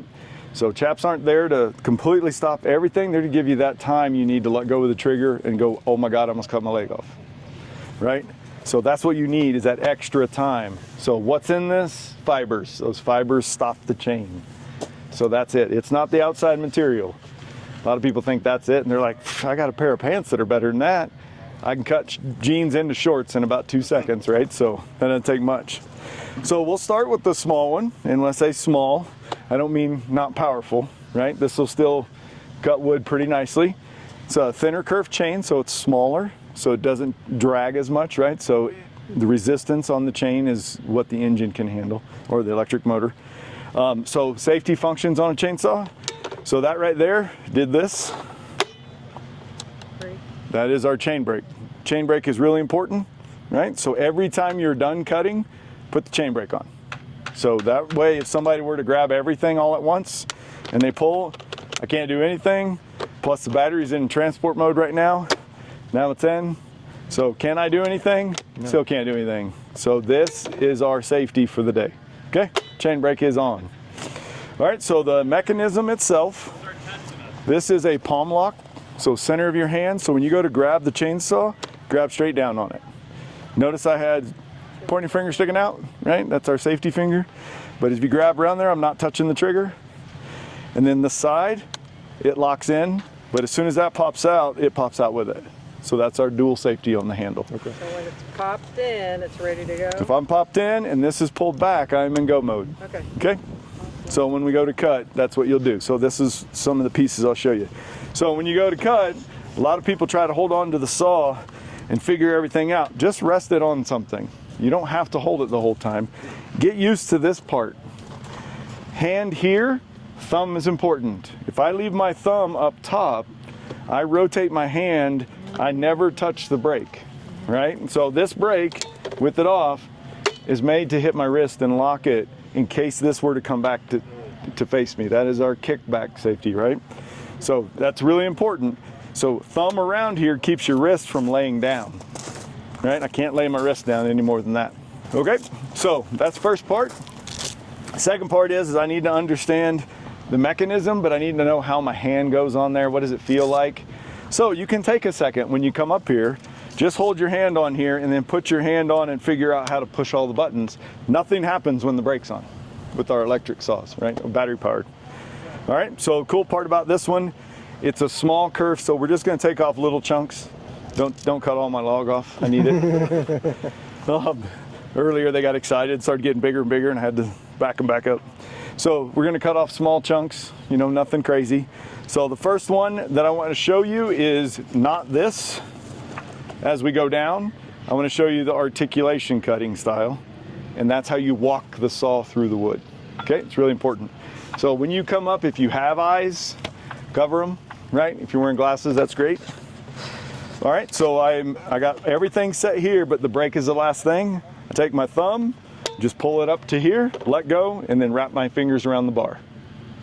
Okay, so I'm ready to cut. If I pull the trigger with it in the wood, it can do it, but it's much easier if I give it a little running start. So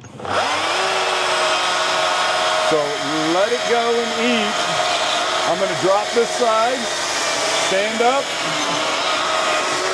So see the teeter-totter? That's a better way to cut with a chainsaw, period, than it is to just let it sit there and go. Let it work a little bit, give it some room to cut. What's our reactive force cutting on top of a log? It pulls you to the log or pulls the log to you. If our reactive force was under the log, it would be pushing us backwards or pushing the log away from us. So know the two reactive forces. So now once you get started, and keep the body of the saw closer to the wood. There you go, like that. So pick it up a little. This down. Yep, and click your thumb. Good, it's back already, it stayed. You hadn't done anything with it. So pick it up a little. I just had it too far away, right? Yep, and you could have kept cutting because it came to the saw body. Ready? Pick it up a little. Oh. There you go, now start it. Yep, keep going. There you go. Great. Yay. Okay, now lock it. There you go. Now it's locked. Now it's locked. So I've got a professional question for you. So whenever I cut, I always seem to like the saw goes J-cut? Yeah. Uh-huh. How do I keep it more straight and upright? So two things that can cause a J-cut. One is a bar that's worn crooked. Okay. Right, so you get one side that's worse than the other. Yeah. The other one is if I have a lot of sharp teeth on the right and a lot of dull teeth on the left, okay, I will cut where those sharp teeth are and I will start to turn that saw. Gotcha. A lot of people think they can hold it straight, right, but most of the time it's in this that's the problem. Yeah. So you need to go back and analyze your chain. I didn't know if it was hand position or what. Some of it can be. If you're on the side, as you go to pull, you'll have a tendency to do this. That's probably it. Right? So stay over the center. Okay. This also gives you leverage, right? So if you think of this as passing your leg, right. So when you're in this position, use your knees to do all your rotations, right? So I can rotate the saw without getting off to that corner. Awesome. So it's got the double safety on it? Yep, this has got the double safety. Yep, just pull back, do your thumb click, and then go.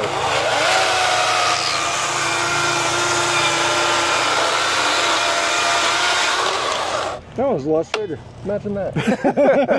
It's funny how that works. Yeah. Thumb. Dude, that's butter. All right. So the 500 it's a higher output, right? So the 500S battery. So this saw from here up, everything's going to want to run on the 500, or they all run in like a eco mode.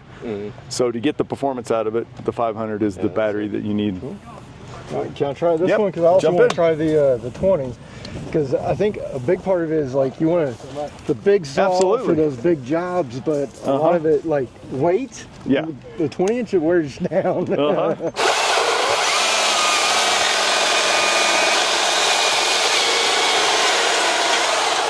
Nice.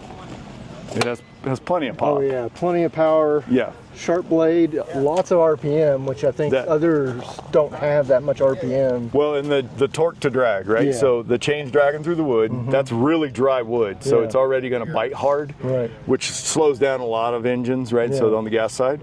With an electric motor, you get the torque, right? That pulls the tooth through and says, nope, not stopping yet. And then you clear it, and now it's continuing on, right? Cool. So that's a big change. Let's move you up to the MS300. All right. And we'll steal the battery. Oh, it's a 500. We're good. Yeah, I think you swapped it out for us. I picked this one up. I was like, yeah, a couple small cuts. I don't think I'd want to cut all day with this one. So this one runs at the speed of the gas-powered 661. Okay. So it's really fast. So notice here when we turn the power on, we're in eco mode. Right. And then we have full power. Okay. So let's do eco first, do a cut, and then I'll put you into full power. So thumb button is the same. Okay. Just click it, and then you're off of it with your thumb.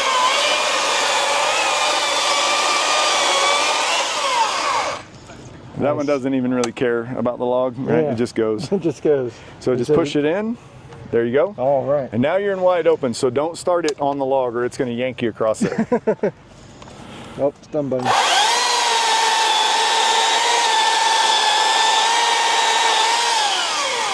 So it was cutting faster than you could get the dogs out or the bumper spikes. It was cutting faster than you could move the chainsaw down.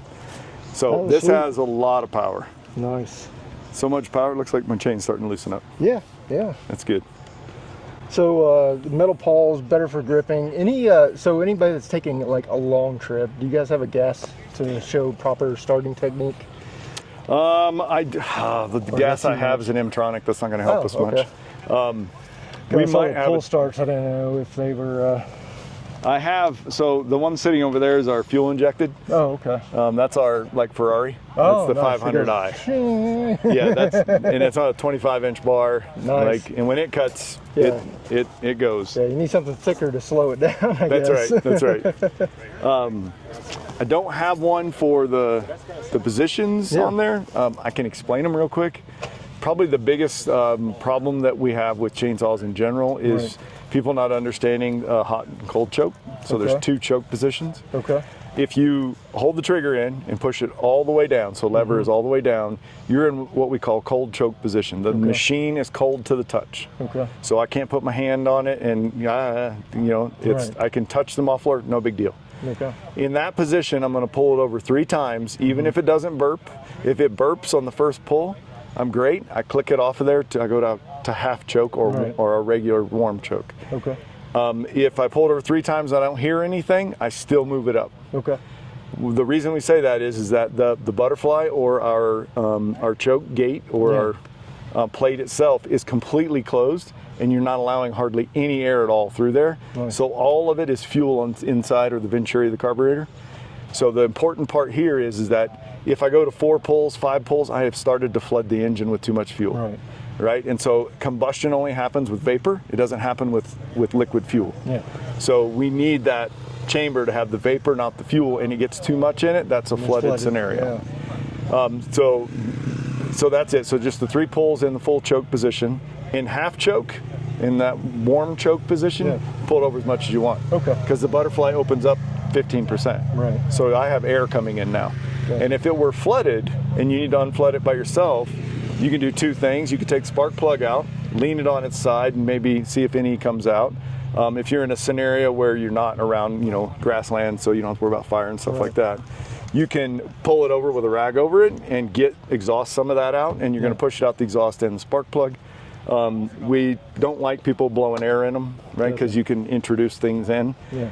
But the easiest way to do it in the field, leave everything the way it is, put your knee on the unit, Put your knee on the unit, straight forward, hold the trigger wide open, and pull it over until it burps. Okay. And then once it burps, it's going to shoot smoke out. Yeah. Hold the trigger down. Okay. Let it smoke until it stops smoking, and then you're ready to go back to work. How often should you resharpen your chain? I know that kind of all depends, but let's call it the push rule. Okay. If I push down, it's time to sharpen. Okay. If I'm getting anything that's not chips and it turns to sawdust, right? We're not cabinet builders. We're cutting, firewood or clearing something out and stuff like that. We want chips because of cross grain cuts. That's the other part is when it comes to sharpening, know your left and rights. Make sure they're similar. So I'm dominant right hand, so I sharpen 3 with the right, 4 with the left. Gotcha. Simple tricks, right? Good technique. A couple of the other things too is that a lot of people miss the raker adjustment. So the raker is the depth gauge that's right in front of the cutter. Okay. And it's part of the same tooth on the chain. And I actually have giant plastic versions over there I can show you.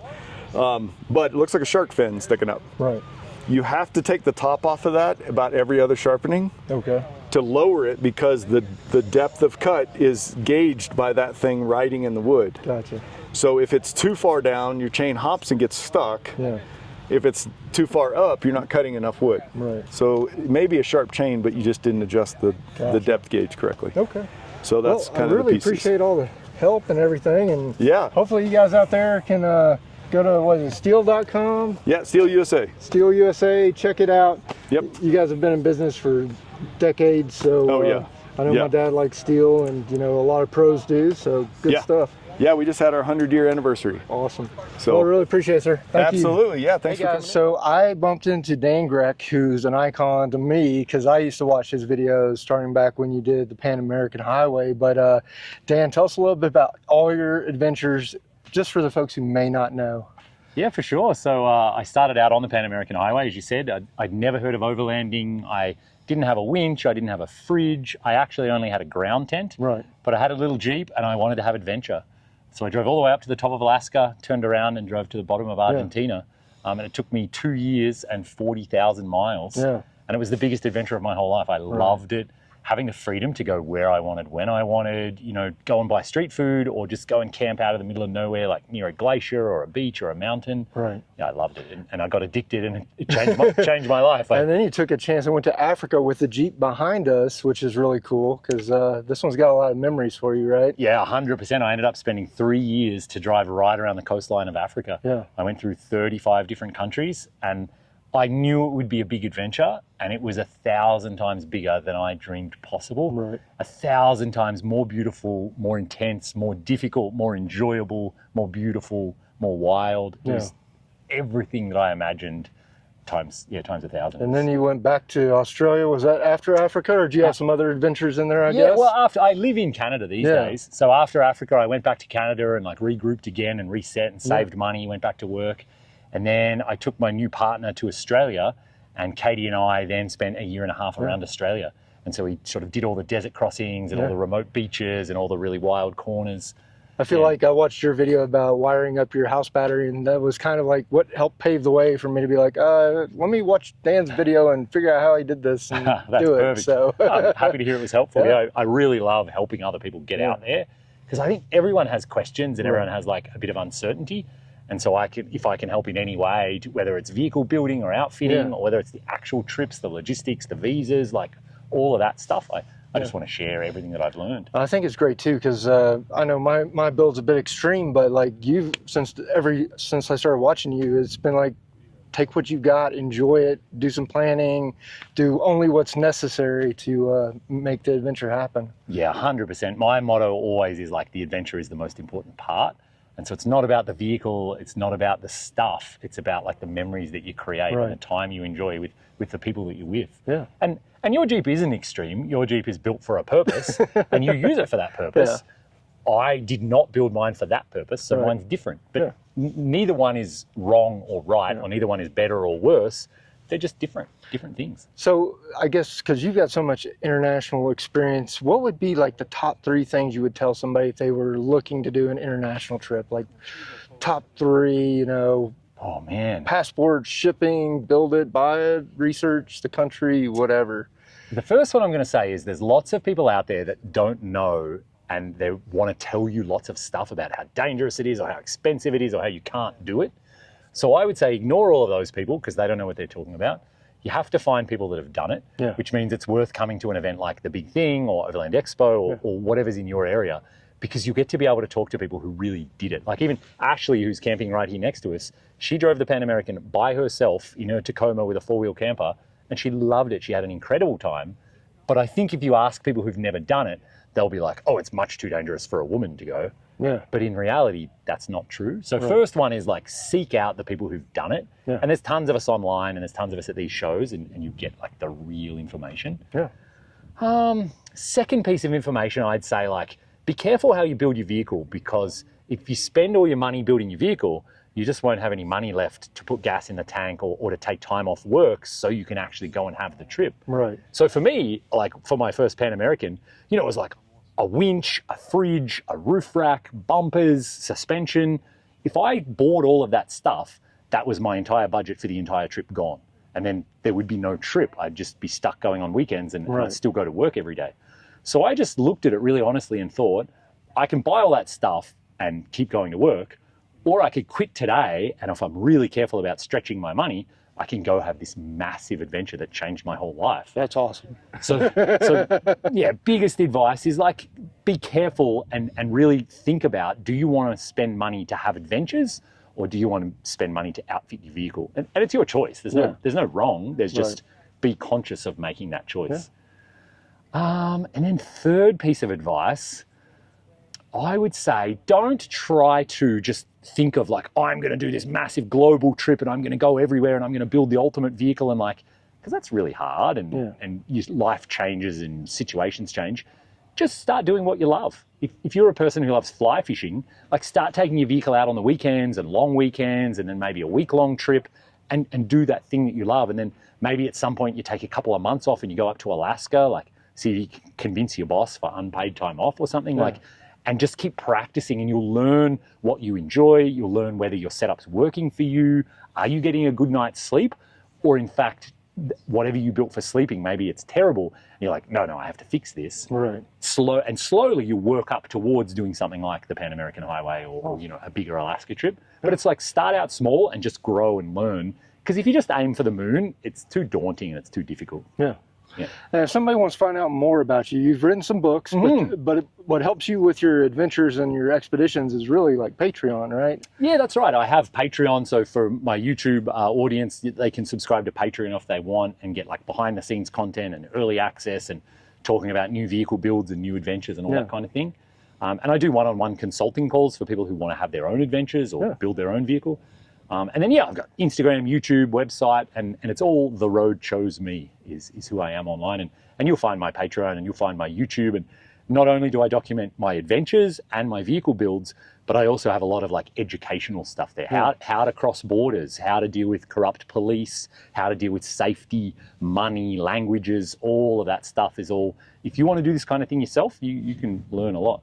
That's awesome. Really appreciate it, Dan. Oh, yeah. So thanks for your time. Yeah. Okay, so we are going to pack up camp.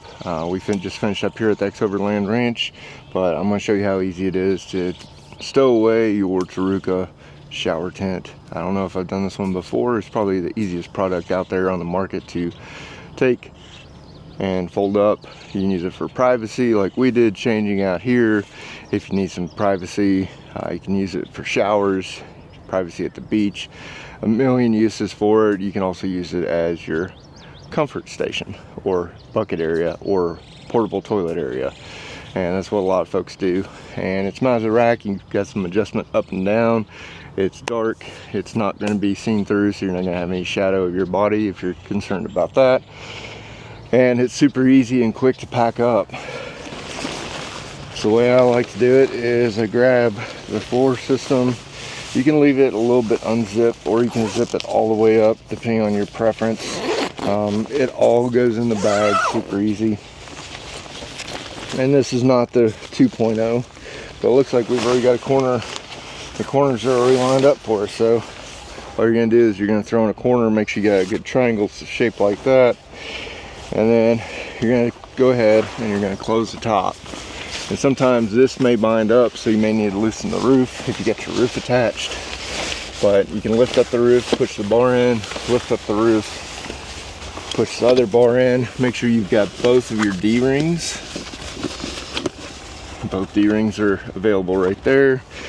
Sometimes they get pinched up behind the bars and are hard to pull out, so make sure you pull those out first. You're gonna shake out anything else. Typically, if you need to pull off the floor and clean it, you can. And you're just gonna roll and stow.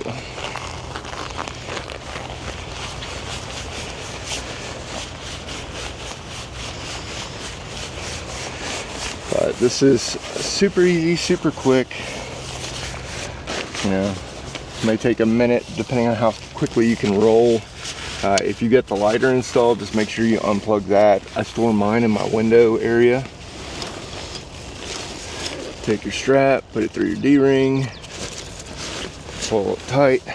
I always have a lot of strap left over, just get it tight and then tuck the extra in there. Just as long as you get probably a good ½ inch of Velcro attached, it'll definitely hold up in there. And it's gonna be inside the bag too. So ½ inch to 3/4, and it will go in this bag, no problem.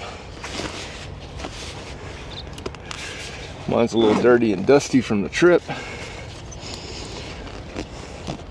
But you can always, once you get to your final destination, you can give everything a good hosing down, clean it up.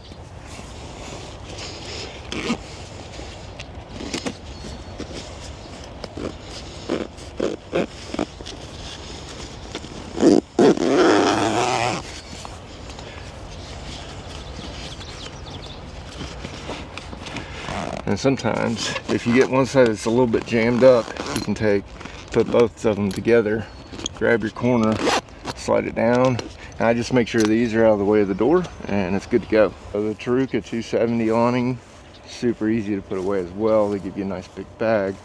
I'm gonna go unhook it, and then we'll walk it around. Pull a little tension on your cord, and then push towards the hook, and it has a roller cam in here. So just like a winch, it's got a locking mechanism. Push that, it unlocks, and you can unroll. For me, I don't store mine with the tent. I just unhook them, keep them here in the back where they're easy to get to. That way I don't have to fight them going into the bag. We'll go undo the front same way.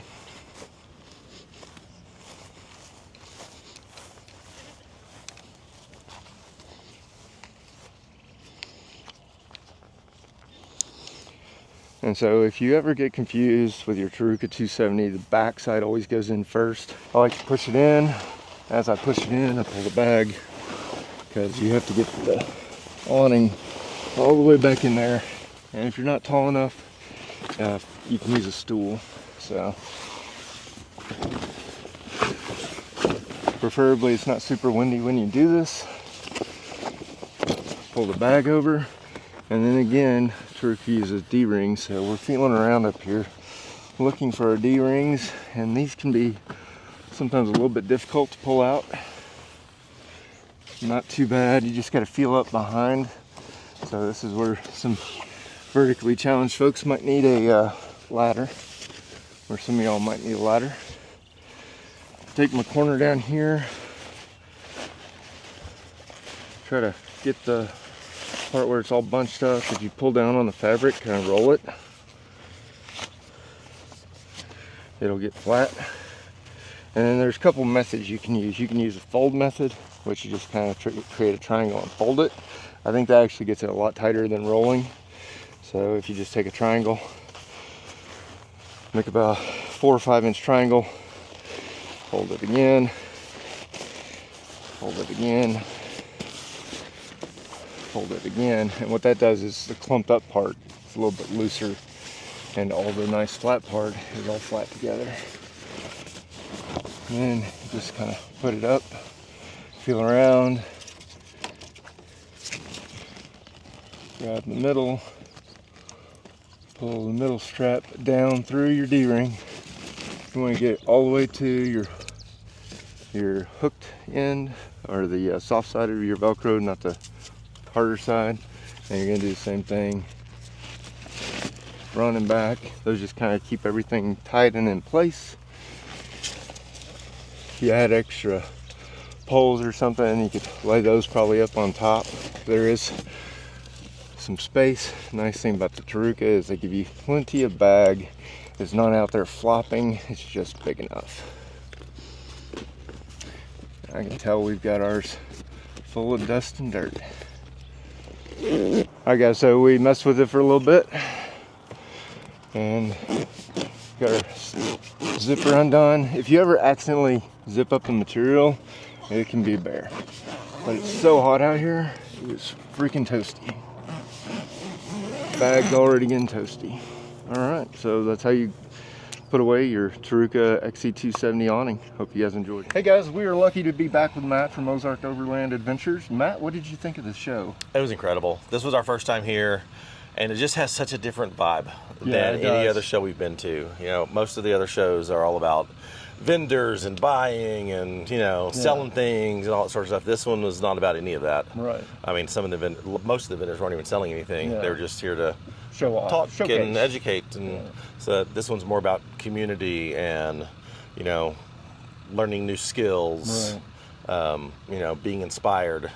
And I think Clay and his team have done an amazing job here. I really like the test track and the back 400. I rode the back 400. I use other people's vehicles on the test track, but yeah, I took mine on the tech track, but I did not get a chance to do the back 400. Yeah, it's pretty steep back there, so it's definitely a learning road. So if you guys come out next year, I thought it was a great event. Like Matt was saying, you know, more community. I spent more time probably hanging out here than visiting vendors like I usually do. We spent most of the time right here just hanging out with friends and having good conversations. Yeah.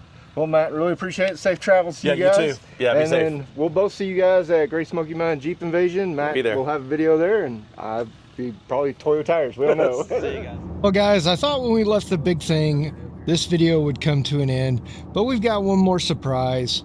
Along our journey, we ran into Chris with the More Expo, and what better place to talk about the More Expo than dead center of the geographical United States. Alright guys, if you've been following the channel, I did not get to go to the More Expo like I expected to this year, but it's awesome because we ran into the More Expo, or at least the coordinator for it, so tell us a little bit about it. And where else to talk about it but the center of the United States. That's right, geographic center of the United States. Lady at the gas station hooked us up. More Expo, April 16th and 17th in Sedalia, Missouri. Okay. It's an all-new location. Right. It'll be a whole new show, same great family-owned vibe, but we'll have 200 vendors that'll come in from all over the world. We'll see attendees from all over the United States. We've got on-site camping. We've got 75 hours of class time that you can take. Tons of great things. Yeah. So if anybody wants to find out more or get tickets, where do they need to go? Moreexpo.com. 2 O's, 2 E's. Awesome. Appreciate it, man. Yeah. Thanks for meeting me. Cool. When we got in last night, this pitch black. This is what we woke up to. Like, holy moly. Couldn't get any better than that. Down there's some more shrubs and stuff. Like, holy cow. This adventure to the XOVERLAND Ranch has truly been a once-in-a-lifetime opportunity to meet some of my icon creators, hang out with Matt and Kara, meet all the cool vendors, go on the trail rides, test out new vehicles, and everything else. And I got to live my dream for the weekend at the XOVERLAND Ranch at the big thing. So if you ever get the chance, mark your calendars for next year, because I guarantee you, you will leave, just like Clay said, with more knowledge than you can stuff in your brain, and is truly a consumer event aimed at you to make you better equipped for your next adventures. So thanks to XOVERLAND Ranch and XOVERLAND for having us. Make sure you like, subscribe, and once again, I get to share my dream with you, but the true purpose of this channel is to help inform, motivate, and inspire you guys to get out there and start building your dreams.